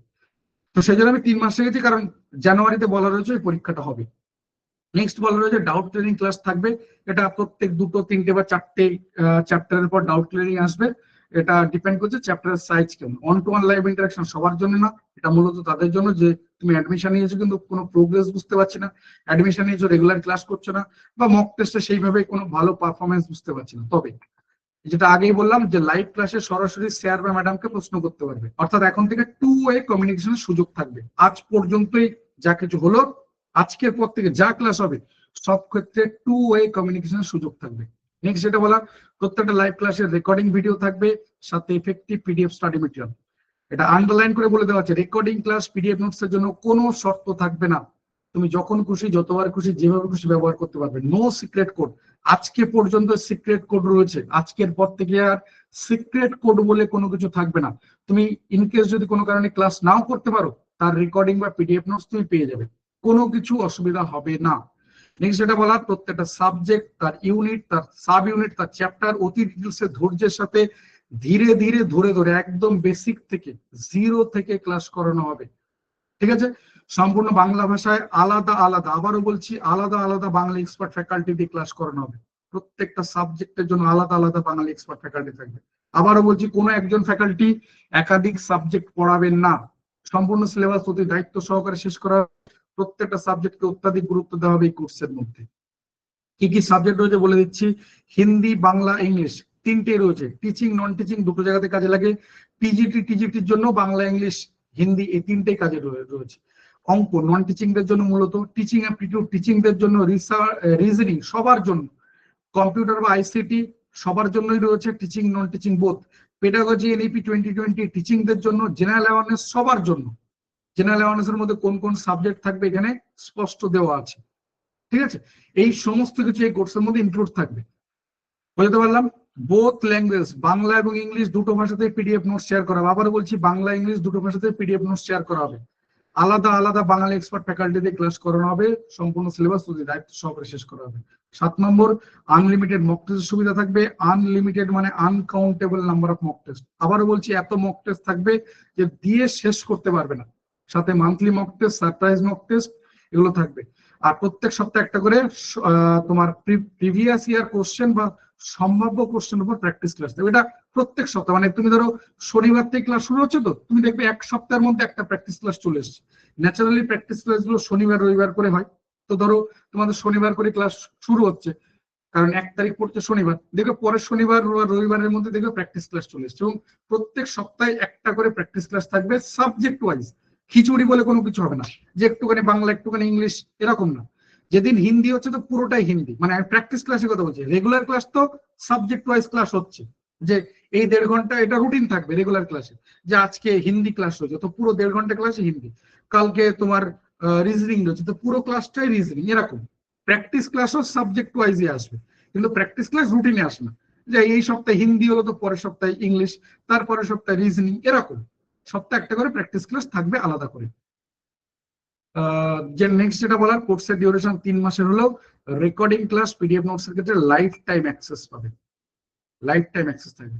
এই যে তোমার 9টা পয়েন্ট, এই 9টা পয়েন্ট এটা আমার কমিটমেন্ট। আমি যা যা করতে পারবো, যা যা হবে, যা যা থাকবে, সব এখানে দেওয়া রয়েছে। নেক্সট যাচ্ছি, যে এটা ইএমআরএস টায়ার ওয়ান যেটা রয়েছে, বোথ টিচিং নন টিচিং, এটা তো কভার হচ্ছে। তার সাথে DSSSB এরও ফর্ম ফিল আপ হয়েছে, এনভিএস কেভিএস যেটা আসতে চলেছে, এবং গ্রুপ সি গ্রুপ ডি যেটা বলছিলাম, গ্রুপ সি গ্রুপ ডি এর মধ্যে সম্পূর্ণ কভার হবে, সম্পূর্ণ কভার হবে। এই পয়েন্টটা খুব গুরুত্বপূর্ণ, যে আমাদের প্রতিষ্ঠান কোন রকম চাকরি পাওয়ার গ্যারান্টি দেয় না। চাকরি পাওয়ার গ্যারান্টি 0%। মাথায় রাখবে, তুমি এক্সাম হলে 2 আর 2 যোগ করে 5 বসে আসবে, দায়িত্ব কে নেবে?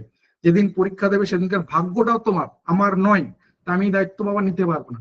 আমি কোনো কোশ্চেন কমন দিতে পারি না, কারণ কোশ্চেন কমন হয় না, এটা খুব ভুল কথা। যারা বলে তারা মিথ্যা কথা বলছে। শুধু আমি বলবো কনসেপ্ট কমন আসবে, যা পড়ানো হবে তার বাইরে আসবে না, সে কনসেপ্টের বাইরে আসবে না।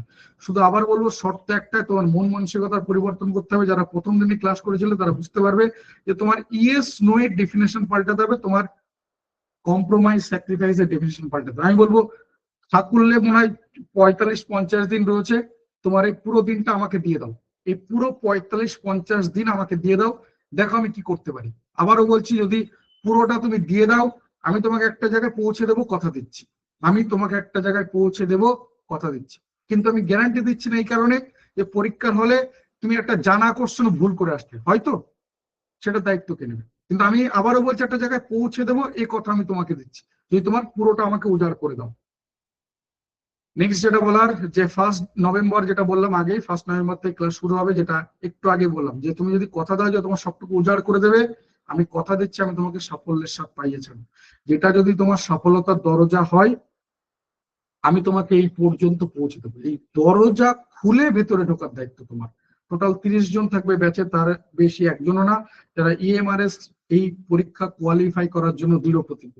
কলিং, হোয়াটসঅ্যাপ পেমেন্ট, এই নাম্বারটা মনে রাখবে, এই নাম্বারটা শুধুমাত্র, এই নাম্বারটা তোমার জন্য 24x7 আওয়ার্স থাকবে। যে কোনো রকম ফোন মেসেজ এই নাম্বারের থ্রু দিয়ে তুমি কমিউনিকেট করতে পারবে। 7439725584, এটা একমাত্র নাম্বার। শুধুমাত্র তারাই এসো যারা স্মার্ট হার্ডওয়ার্ক, একদম প্রথম দিন যারা ক্লাস করেছিল বুঝতে পারবে যে কঠোর পরিশ্রমে বিশ্বাস করো, স্মার্টনেসে বিশ্বাস করো, তারাই এসো। 3টে ইনস্টলমেন্টের সুবিধা থাকছে, কিন্তু তুমি যদি ওয়ান টাইম পেমেন্টে যাও, ওয়ান টাইম পেমেন্ট, সেক্ষেত্রে কোর্স ফি অনেক কমে যাবে। তুমি যদি ওয়ান টাইম পেমেন্টে যাও, সেক্ষেত্রে কোর্স ফি অনেক কমে যাবে। আমার বলা বক্তব্য শেষ। তোমার যদি পারমিশন দাও, তাহলে আমি একবার কোর্স ফিতে চলে যেতে পারি। তোমরা কি পারমিশন দিচ্ছ? দেখো, যদি পারমিশন দাও আমি একবার কোর্স ফিতে যেতে পারি। আমার দিক থেকে বলা বক্তব্য মোটামুটি শেষ। আমি এই পিডিএফটা তোমাদের সাথে শেয়ার করে দেবো গ্রুপে। চলো আমি একবার বলে দিই, তারপর টুইস্ট কি আছে সেটাও বলে দিচ্ছি। তারপরে তোমরা কোনো কোশ্চেন থাকলে আমি তোমার থেকে নিচ্ছি। দেখো পুরোটা দেখা যাচ্ছে। যেটা বলছিলাম যে 3 মাসের কোর্সের ডিউরেশন। 1 নভেম্বর শনিবার রাত 9টা থেকে প্রথম ক্লাস, শনিবার রাত 9টা থেকে প্রথম ক্লাস। ঠিক আছে। ইএমআরএস এর জন্য ইএমআরএস বোথ টিচিং এবং নন টিচিং দুটোই কভার হবে। এককালীন কোর্স ফি 1399। ঠিক আছে, এককালীন কোর্স ফি, এককালীন কোর্স ফি রয়েছে 1399। আবারও বলছি, কোনো অ্যাডমিশন ফিস, মান্থলি ফিস বা আদার্স কোনো কিছু নেই, এটাই টোটাল কোর্স ফি। এককালীন যেটা বলা আছে ওটাই টোটাল কোর্স ফি। কোনো আমাদের অ্যাডমিশন ফিস, মান্থলি ফিস বা আদার্স বলে কোনো কিছু নেই, এটাই টোটাল, সবকিছু এটাই। তুমি যদি এককালীন কোর্স ফিতে যাও তাহলে ইনস্টলমেন্ট তোমার জন্য না, তাই অথবা বলা আছে। আর যদি তুমি ইনস্টলমেন্টে যাও সেক্ষেত্রে কোর্স ফি বেশ কিছুটা কিন্তু বেড়ে যাবে, এবং সেক্ষেত্রে তোমার 3টে ইনস্টলমেন্টের সুবিধা থাকবে। এখানে কিউআর কোড বা স্ক্যানার দেওয়া আছে, এটা এটা ফোন পের কিউআর কোড, এটা তোমার এইচডিএফসি ব্যাংকের কিউআর কোড। এখানে এইচডিএফসি ব্যাংকের ডিটেলসও দেওয়া আছে। সব ক্ষেত্রে ব্যাংকিং নেম দেখাবে মাস্টার, যে তুমি পেমেন্ট করো যেখান থেকে পেমেন্ট করো না, কিউআর কোড বা স্ক্যানার দিয়ে পেমেন্ট করো বা ব্যাংকিং ডিটেলস দিয়ে পেমেন্ট করো বা ফোন পে, গুগল পে, এই নাম্বারে পেয়ে যাবে 7439725584, এই নাম্বারে যে কোনো ইউপিআই অ্যাভেলেবেল। সব ক্ষেত্রে ব্যাংকিং নেম দেখাবে মাস্টার, যেভাবে পেমেন্ট করো না কেন সব ক্ষেত্রে ব্যাংকিং নেম দেখাবে মাস্টার। এবার আমি তোমাকে বলে রাখি, যেটা আমি এককালীন বলছি কোর্স ফি, সেটা তুমি আজ চাইলে 400 টাকা পেমেন্ট করে রাখতে পারো। মানে আজ রাত্রের মধ্যে 400 টাকা পেমেন্ট করে রাখো, আজ রাত্রের মধ্যে 400 টাকা পেমেন্ট করে রাখো, তাহলে বাকি থাকছে কত? 1399 বিয়োগ 400, বাকি থাকছে 999। এই 999 টাকা যেদিন আমাদের প্রথম ক্লাস শুরু হচ্ছে, 1 নভেম্বর রাত 9টায় প্রথম ক্লাস, তার আগে বাকি 999 টাকা পেমেন্ট করে দিলেই হবে, কোনো এক্সট্রা ফিস পে করতে হবে না। আমি আবার রিপিট করছি, টোটাল কোর্স ফি 1399, এককালীন ওয়ান টাইম কোর্স ফি। তুমি চাইলে একবারে পেমেন্ট করে দিতে পারো, ঝামেলা মিটে গেল, কোনো কিছু আর এক্সট্রা কিছু নেই। তুমি যদি মনে করো না আমি একবারে পাচ্ছি না, তাহলে 400 টাকা আজ রাত্রের মধ্যে পেমেন্ট করে রাখো, 400 টাকা আজ রাত্রের মধ্যে পেমেন্ট করে রাখো, বাকি থাকছে 999, যেটা আগামীকাল তোমার বৃহস্পতিবার ছেড়ে দাও, শুক্রবার পরশুদিন ছেড়ে দাও, শনিবার রাত 9টায় প্রথম ক্লাস, শনিবার রাত 9টায় প্রথম ক্লাস, তার আগে পেমেন্ট করে দিলেই হবে, কোনো এক্সট্রা ফিস দিতে হবে না। 400 যোগ 999, টোটাল 1399। এর মধ্যে আবারও বলছি, গ্রুপ সি গ্রুপ ডি সম্পূর্ণ কভার হবে, কারণ এর মধ্যে ইংলিশ রয়েছে, কারেন্ট অ্যাফেয়ার্স, স্ট্র্যাটেজিকে রয়েছে, জিকে সব সাবজেক্ট রয়েছে, ম্যাথ রয়েছে। তাই আবারও বলছি, এর মধ্যে সম্পূর্ণ কভার হবে। যারা গ্রুপ সি গ্রুপ ডির পরীক্ষা দেবে বা অন্যান্য ইএমআরএস রিলেটেড যা যা পরীক্ষা রয়েছে, এগুলো কিন্তু সম্পূর্ণ কভার হবে। সাবজেক্ট ওয়াইজ আলাদা আলাদা ফ্যাকাল্টি থাকবে। যারা পেমেন্ট করছো পেমেন্টের স্ক্রিনশটটা অবশ্যই পাঠিয়ে রাখবে। পেমেন্ট যে কোনো কারোর থেকে করতে পারো, আবারও বলছি পেমেন্ট যে কোনো কারোর থেকে করতে পারো। পেমেন্টের স্ক্রিনশটটা তোমার নাম্বার থেকে, অর্থাৎ যে ক্যান্ডিডেট যে অ্যাকচুয়ালি ক্লাস করবে তার নাম্বার থেকে পেমেন্টের স্ক্রিনশটটা পাঠাবে। ওয়েট করবে রাত 12টা পর্যন্ত, 12টার পর আমি পেমেন্ট কনফার্ম করতে বসবো। ওয়েট বলতে এটা নয় যে তুমি না ঘুমিয়ে জেগে থাকো, তুমি ঘুমিয়ে পড়ো, আমি রাত 12টার পর পেমেন্ট কনফার্ম করে তোমার সাথে একটা গুগল ফর্ম শেয়ার করবো। এই গুগল ফর্মটা ফিল আপ করতে 1 মিনিটের কম সময় লাগবে। গুগল ফর্মের মধ্যে বেসিক ইনফরমেশন থাকবে, নাম, phone number, WhatsApp number, email ID, তোমার অ্যাড্রেস, ডিস্ট্রিক্ট, কোয়ালিফিকেশন, এইরকম বেসিক কিছু ইনফরমেশন থাকবে। ঠিক আছে, এটা ফিল আপ করা হয়ে গেলে তোমার দায়িত্ব শেষ, বাকি দায়িত্ব আমার। আমি তোমাকে নতুন গ্রুপে জয়েন করি, আমি তোমাকে ইনফর্ম করে দেবো। আমাদের এই পিরিয়ডের মধ্যে, অর্থাৎ টায়ার ওয়ানের পরীক্ষা যেটা বলা আছে, এই পিরিয়ডের মধ্যে কোন রকম সাবজেক্ট পেপার হবে না। প্রথমত আমাদেরও একটা বড় চাপ বেড়ে যাবে, দ্বিতীয়ত আমি এক্সট্রা ক্লাস দিয়ে করিয়ে দিলাম, তুমি নিতে পারবে না। কারণ যে পরিমাণ সময় রয়েছে, যদি 3-4 মাসের সময় থাকতো তাহলেও কিন্তু হয়ে যেত, কিন্তু এই মুহূর্তে আমি তো বললাম 45-50 দিন কোন রকম সময় রয়েছে। তো এই জায়গায় দাঁড়িয়ে কোন রকম ওই ফার্স্ট পেপারের বাদ দিয়ে আমি সেকেন্ড পেপারের ঝামেলা নিতে পারবো না। সেকেন্ড পেপারে যা কিছু 20 তারিখের পর, ডিসেম্বরের 20 তারিখের পরই কিন্তু হবে। ঠিক আছে, বলে পারলাম। দুটো অ্যাপ কাজে লাগবে, একটা হচ্ছে গুগল মিট, যেরকমটা তোমরা গুগল মিটে ক্লাস করছো, আর দ্বিতীয় অ্যাপ যেটা হচ্ছে টেলিগ্রাম। টেলিগ্রাম অ্যাপটা কাজে লাগবে, টেলিগ্রাম অ্যাপটা স্টোরেজের কাজ করবে, অর্থাৎ এই টেলিগ্রাম অ্যাপের মধ্যেই সমস্ত কিছু থাকবে, recording class, PDF notes, mock test সহ যাবতীয় যা যা দরকার সবকিছু তোমার ওই টেলিগ্রাম গ্রুপের মধ্যে থাকবে। এই দুটো অ্যাপ মূলত কাজে লাগবে। আমি তো বললাম হোস্টেল ওয়ার্ডেন সবকিছু, তোমার টিচিং নন টিচিং যা যা পোস্ট রয়েছে সব ক্ষেত্রে আর সবকিছুর জন্য এই কোর্স অ্যাপ্লিকেবল।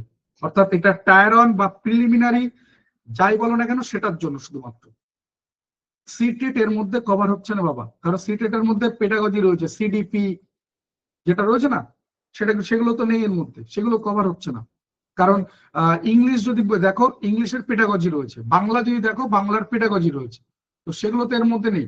সিটেট যদি হয় সিটেটে তোমাকে আলাদা ব্যাচে যেতে হবে, সিটেটের আমাদের আলাদা ব্যাচ রয়েছে, তো সেখানে সিটেটে তোমাকে আলাদা যেতে হবে, এটার মধ্যে কিন্তু সিটেট হবে না। আর যদি কোনো কিছু থাকে বলতে পারো। কোনো সাবজেক্ট ওয়াইজ আমাদের ভর্তি হয় না, সাবজেক্ট ওয়াইজ কোনো কিছু ভর্তি হয় না।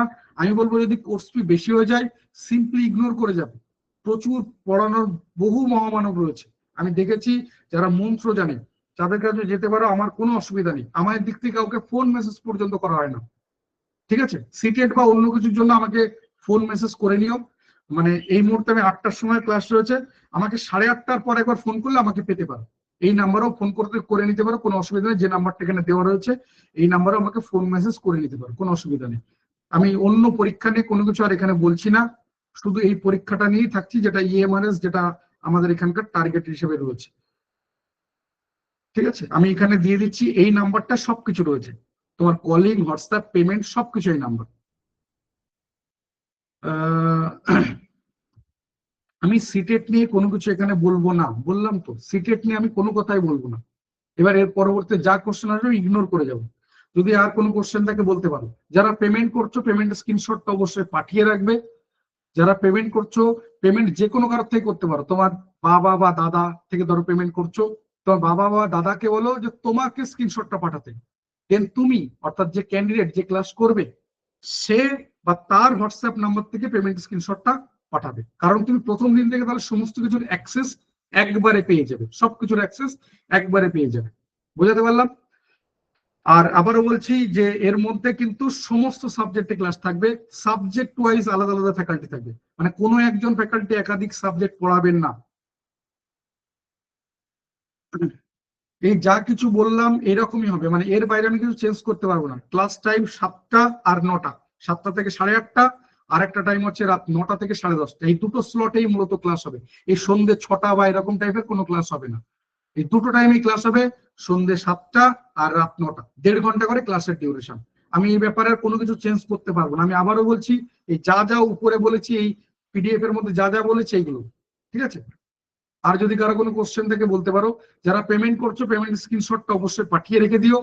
আবারও বলছি যে গ্রুপে কিন্তু কোনো কিছু শেয়ার করা হবে না, বা তুমি যদি গ্রুপে থেকে যাও তোমার সাথে আমার ফার্দার কমিউনিকেশন থাকবে, গ্রুপ ছেড়ে বেরিয়ে গেলে আর কোনো কমিউনিকেশন থাকবে না। আর কিউআর কোড দিয়ে পেমেন্ট করতে পারো।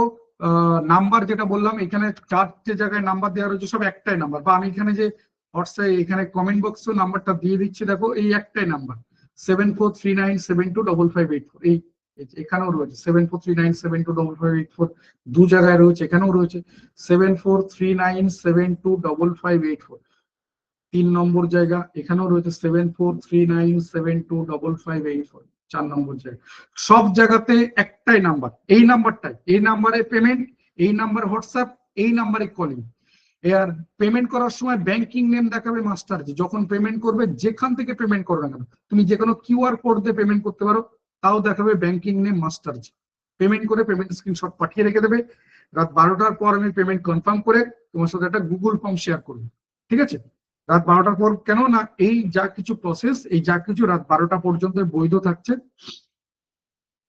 আগামীকাল থেকে কিন্তু কোর্স ফি বেড়ে যাবে, এখানে দেওয়া আছে যে আগামীকাল 30 অক্টোবর থেকে কোর্স ফি বেড়ে যাবে। ধরে নিচ্ছে এটা অনেক বাড়িয়ে বলেছি, সর্বনিম্ন 3 থেকে 400 টাকা কিন্তু কোর্স ফি ডিফারেন্স থাকবে। আজ এবং আগামীকালকের মধ্যে 3 থেকে 400 টাকার কোর্স ফি ডিফারেন্স থাকবে। অর্থাৎ আজ যারা পেমেন্ট করছে আর আগামীকাল যারা পেমেন্ট করবে, তাদের মধ্যে সর্বনিম্ন 3 থেকে 400 টাকা কোর্স ফি ডিফারেন্স থাকবে।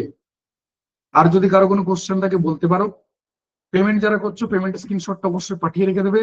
এই নাম্বারটাকে অবশ্যই সেভ করে রাখো, 7439725584। যারা পেমেন্ট করছো, যারা অ্যাডমিশন নিচ্ছ, তাদের জন্য বলছি এই নাম্বারটাকে অবশ্যই সেভ করে রাখবে, 7439725584।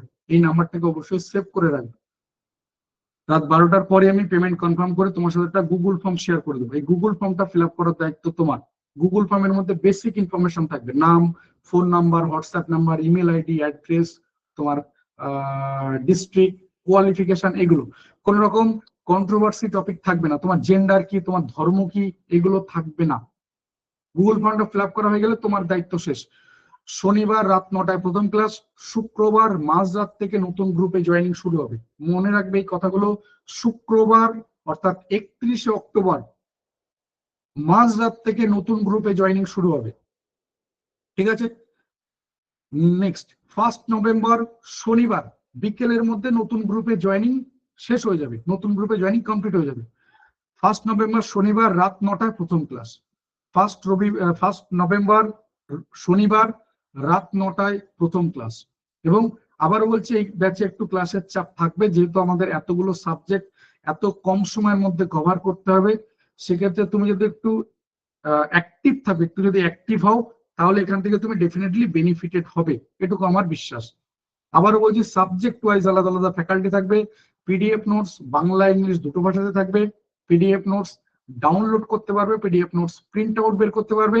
আর সব থেকে বড় কথা যে recording class PDF notes life time access করতে পারবে, আনলিমিটেড মক টেস্টের সুবিধা থাকবে, লাইভ ক্লাসে সরাসরি কমিউনিকেট করতে পারবে। অর্থাৎ তুমি তোমার যা কিছু প্রবলেম, যা কিছু ডাউট, তুমি লাইভ ক্লাসে সরাসরি স্যার বা ম্যাডামকে কোশ্চেন করতে পারবে, কোনো বাধা থাকবে না। এবং আজকের পর থেকে সিক্রেট কোড বলে কোনো কিছু থাকবে না। আজকের পর থেকে সিক্রেট কোড বলে কোনো কিছু থাকবে না। অর্থাৎ তুমি কোনো কারণে ক্লাস করতে পারোনি, সেই ক্লাসের রেকর্ডিং বা পিডিএফ নোটসও তোমার কাছে পৌঁছে যাবে। যে কোনো কারণে তুমি ক্লাস করতে পারোনি, লাইভ ক্লাসে থাকতে পারোনি, তার জন্য কোনো শর্ত থাকবে না। তুমি যখন খুশি, যতবার খুশি, যেভাবে খুশি এই recording class PDF notes access করতে পারবে, তার জন্য কোনো শর্ত থাকবে না। আর যদি কারো কোনো কোশ্চেন থাকে বলতে পারো। আর যদি কারো কোনো কোশ্চেন থাকে বলতে পারো। যারা পেমেন্ট করছো পেমেন্টের স্ক্রিনশটটা অবশ্যই পাঠিয়ে রেখে দিও। আবার বলছি এই যা কিছু সুযোগ আজ পর্যন্ত বৈধ থাকছে, আগামীকাল থেকে কিন্তু এই কোর্সটি বেড়ে যাবে, যেহেতু সময় হাতে কম, নাম্বার অফ ক্লাস তাই বাড়ছে। তো বললাম যে দেখো, আমি তো এক সপ্তাহের কথা বললাম, এক সপ্তাহে 12-13টা ক্লাসের কথা বলেছি। এক সপ্তাহে 12-13টা ক্লাস, 7 দিনে 12-13টা ক্লাস, মানে বেশিরভাগ দিনই তোমার দুটো করে ক্লাস থাকবে। আবারও বলছি কোনো একদিন ম্যাক্সিমাম দুটো ক্লাস থাকতে পারে, তার বেশি থাকবে না। আমার দুটো স্লট বলেছি, সন্ধ্যে 7টা রাত 9টা, এই দুটো স্লটে বেশিরভাগ দিনই ক্লাস থাকবে, যেহেতু আমাদের সময় কম আর এতগুলো সাবজেক্ট এর মধ্যে ইনক্লুড রয়েছে। ধরে নিচ্ছি ধরো তুমি পিজিটির পরীক্ষা দিচ্ছ, অন্য কিছু দিচ্ছ না, তাহলে তোমার ধরো ওই অঙ্কের ক্লাস করার দরকার পড়ছে না, সেক্ষেত্রে তোমার চাপ কমবে। এবার ধরো তুমি দুটো পরীক্ষার ফর্ম ফিল আপ, মানে দুটোর জন্য প্রিপারেশন নিচ্ছ, পিজিটির জন্য নিচ্ছ, আবার ধরো কোনো একটা নন টিচিং এর জন্য নিচ্ছ, তাহলে কিন্তু তোমার সব সাবজেক্টই চলে আসবে। বোঝাতে পারলাম কি বলতে চাইছি? এবং তুমি পিজিটির জন্য যে নিচ্ছ, তোমার বাংলা গ্রামারে ক্লাস করার দরকার নেই, পিজিটির জন্য তোমার অঙ্কের ক্লাস করার দরকার নেই, এরকম আর কি ব্যাপারগুলো। কিন্তু এই সব মিলিয়ে মিশিয়ে ওরকম 12-13টা, মানে বেশিরভাগ দিনই কিন্তু দুটো করে ক্লাস থাকছে, বেশিরভাগ দিনই 12টা বা 13টা ক্লাস, মানে বেশিরভাগ দিন দুটো করে ক্লাস থাকছে, মানে সপ্তাহে প্রায় 5-6 দিনই দুটো করে ক্লাস থাকছে। শুধু একদিন মাত্র বা দুদিন মাত্র কোনো রকম একটা করে ক্লাস, এইরকম আর কি বলতে চাইছি। আর যদি কারো কোনো কোশ্চেন থাকে বলতে পারো। যারা পেমেন্ট করছো পেমেন্টের স্ক্রিনশটটা অবশ্যই পাঠিয়ে রেখে দেবে। আবারও বলছি যারা পেমেন্ট করছো তারা পেমেন্টের স্ক্রিনশটটা অবশ্যই পাঠিয়ে রেখে দেবে। ওয়েট করবে রাত 12টা পর্যন্ত, 12টার পরই আমি কিন্তু পেমেন্ট কনফার্ম করতে বসবো। রাত 12টার পর আমি পেমেন্ট কনফার্ম করতে বসবো, এবং পেমেন্ট কনফার্ম করে তোমার সাথে একটা গুগল ফর্ম শেয়ার করা হবে। এই গুগল ফর্মটা ফিল আপ করার দায়িত্ব তোমার। গুগল ফর্ম ফিল আপ করা হয়ে গেলে তোমার দায়িত্ব শেষ, বাকি দায়িত্ব আমার। আমি তোমাকে নতুন গ্রুপে জয়েন করিয়ে আমি তোমাকে ইনফর্ম করে দেবো। আর যদি কারো কোনো কোশ্চেন থাকে বলতে পারো।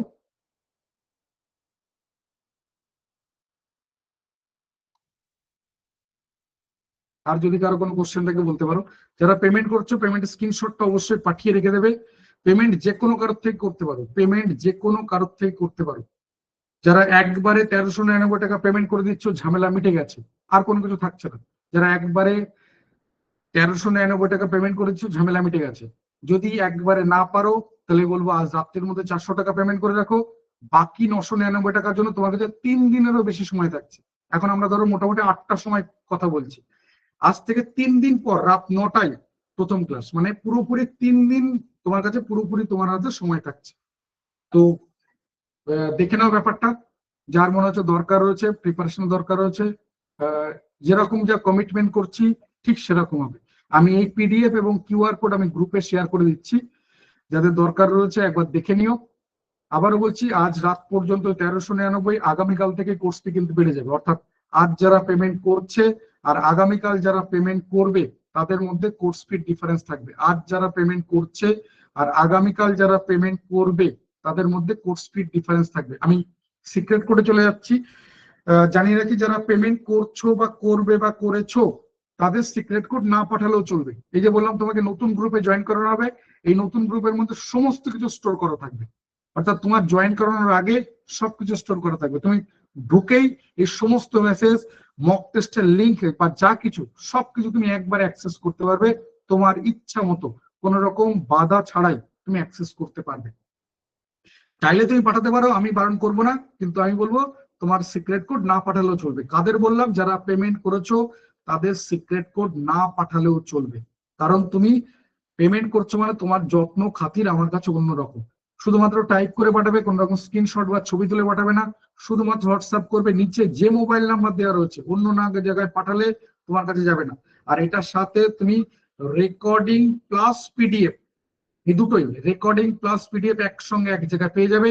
এটা তোমার কাছে দ্বিতীয় তথা লাস্ট চান্স। গতকাল যারা পাওনি তাও সেটা আজকের এই সিক্রেট কোড দিয়ে পেয়ে যাবে। কোডটা কি? এটা যেটা হাইলাইট করা রয়েছে ডেস্টিনেশন মাস্টার, যেটা হাইলাইট করা রয়েছে এটাই হচ্ছে সিক্রেট কোড। আর নাম্বারটা সেম রয়েছে যে নাম্বারটাতে গত কয়েকদিন ধরে তুমি সিক্রেট কোড পাঠিয়েছো, 6291515880। বিগত কয়েকদিন তুমি এই নাম্বারে সিক্রেট কোড পাঠিয়েছো, কোডটা হচ্ছে ডেস্টিনেশন মাস্টার। শুধু এইটুকু টাইপ করে পাঠিয়ে রাখো। আজ রাত্রে তো যাবে না, আগামীকাল সকাল দুপুর বিকেল যখন হোক তোমার কাছে রেকর্ডিং ক্লাস পিডিএফ নোটস পৌঁছে যাবে। যদি তোমার সঠিক সিক্রেট কোড পাঠিয়ে থাকো তাহলে তোমার কাছে রেকর্ডিং ক্লাস পিডিএফ নোটস পৌঁছে যাবেই। এটা আমার কমিটমেন্ট, তোমার কাছে পৌঁছে যাবে। এর জন্য আলাদা করে কোনো এক্সট্রা মেসেজ ফোন করার কোনো দরকার নেই। আর যদি কারো কোনো কোশ্চেন থাকে বলতে পারো। আর যদি কারো কোনো কোশ্চেন থাকে বলতে পারো।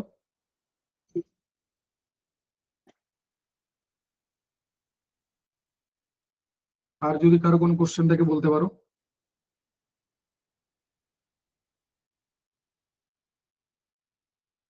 আমি এই পিডিএফটা তোমাদের গ্রুপে শেয়ার করে দিচ্ছি, একবার দেখে নাও। যদি মনে হচ্ছে কোনো দরকার রয়েছে আমাকে সরাসরি ফোন করে নিতে পারো। আমি তো দেখিয়ে দিয়েছি মাস্টার সিক্রেট কোড, এটাই ডেস্টিনেশন মাস্টার জি। এটা শুধু পাঠিয়ে রাখো 6291515880, 6291515880, এই নাম্বারটাতে পাঠিয়ে রাখো। আর যদি কারো কোনো কোশ্চেন থাকে বলতে পারো, বা এই মুহূর্তের পর আমাকে ফোন করে নিতে পারো। ফোনটা করার কথা আমি বলছি মোটামুটি 8টা 15-20 পর, কারণ একটা ক্লাস হচ্ছে, সেই ক্লাসটা আমি স্টার্ট করে দিয়ে তবে আমি তোমার সাথে কথা বলতে পারবো। 8টা 10-15 পর আমাকে ফোন করতে পারো, তোমার ইচ্ছা মতো আমাকে ফোন করতে পারো। যেহেতু বললাম যে পরবর্তীতে 24x7 আওয়ার্স তোমার কাছে এই সুযোগ থাকবে, যে যে কোনো প্রবলেম সলভ করার জন্য তোমার কাছে 24x7 আওয়ার্স সুযোগ থাকবে। এই যে নাম্বারটা তোমাকে বারবার এখানে আমি মেসেজ করে দিচ্ছি এই নাম্বারের থ্রু দিয়ে, অর্থাৎ তোমাদের এই নাম্বারটা এই কোর্সের জন্য ডেডিকেটেড নাম্বার।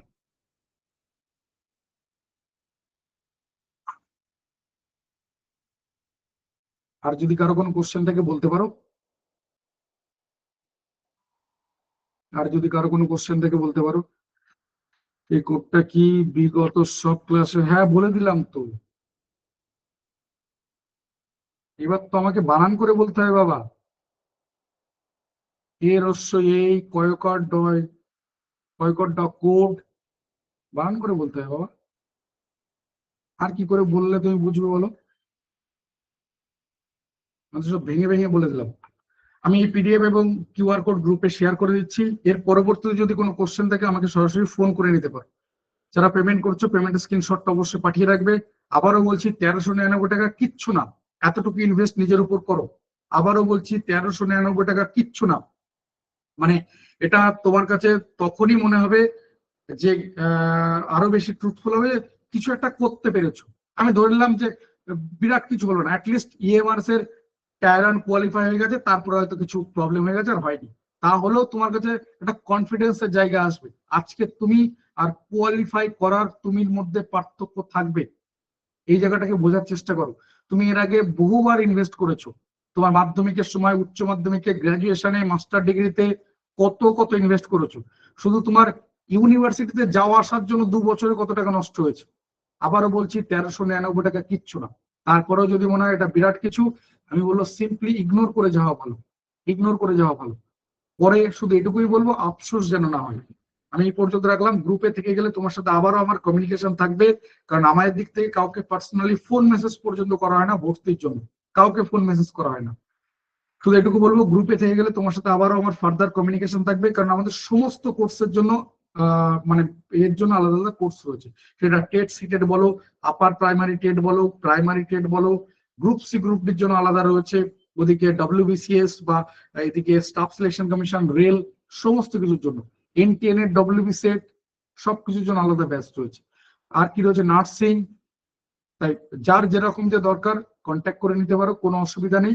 আর গ্রুপে থেকে গেলে তোমার সাথে আমার কমিউনিকেশন থাকবে, গ্রুপ ছেড়ে বেরিয়ে গেলে কোনো কমিউনিকেশন থাকবে না। থ্যাংক ইউ, গুড নাইট, সবার সফলতা প্রার্থনা করি, ভালো থেকো, অসংখ্য ধন্যবাদ।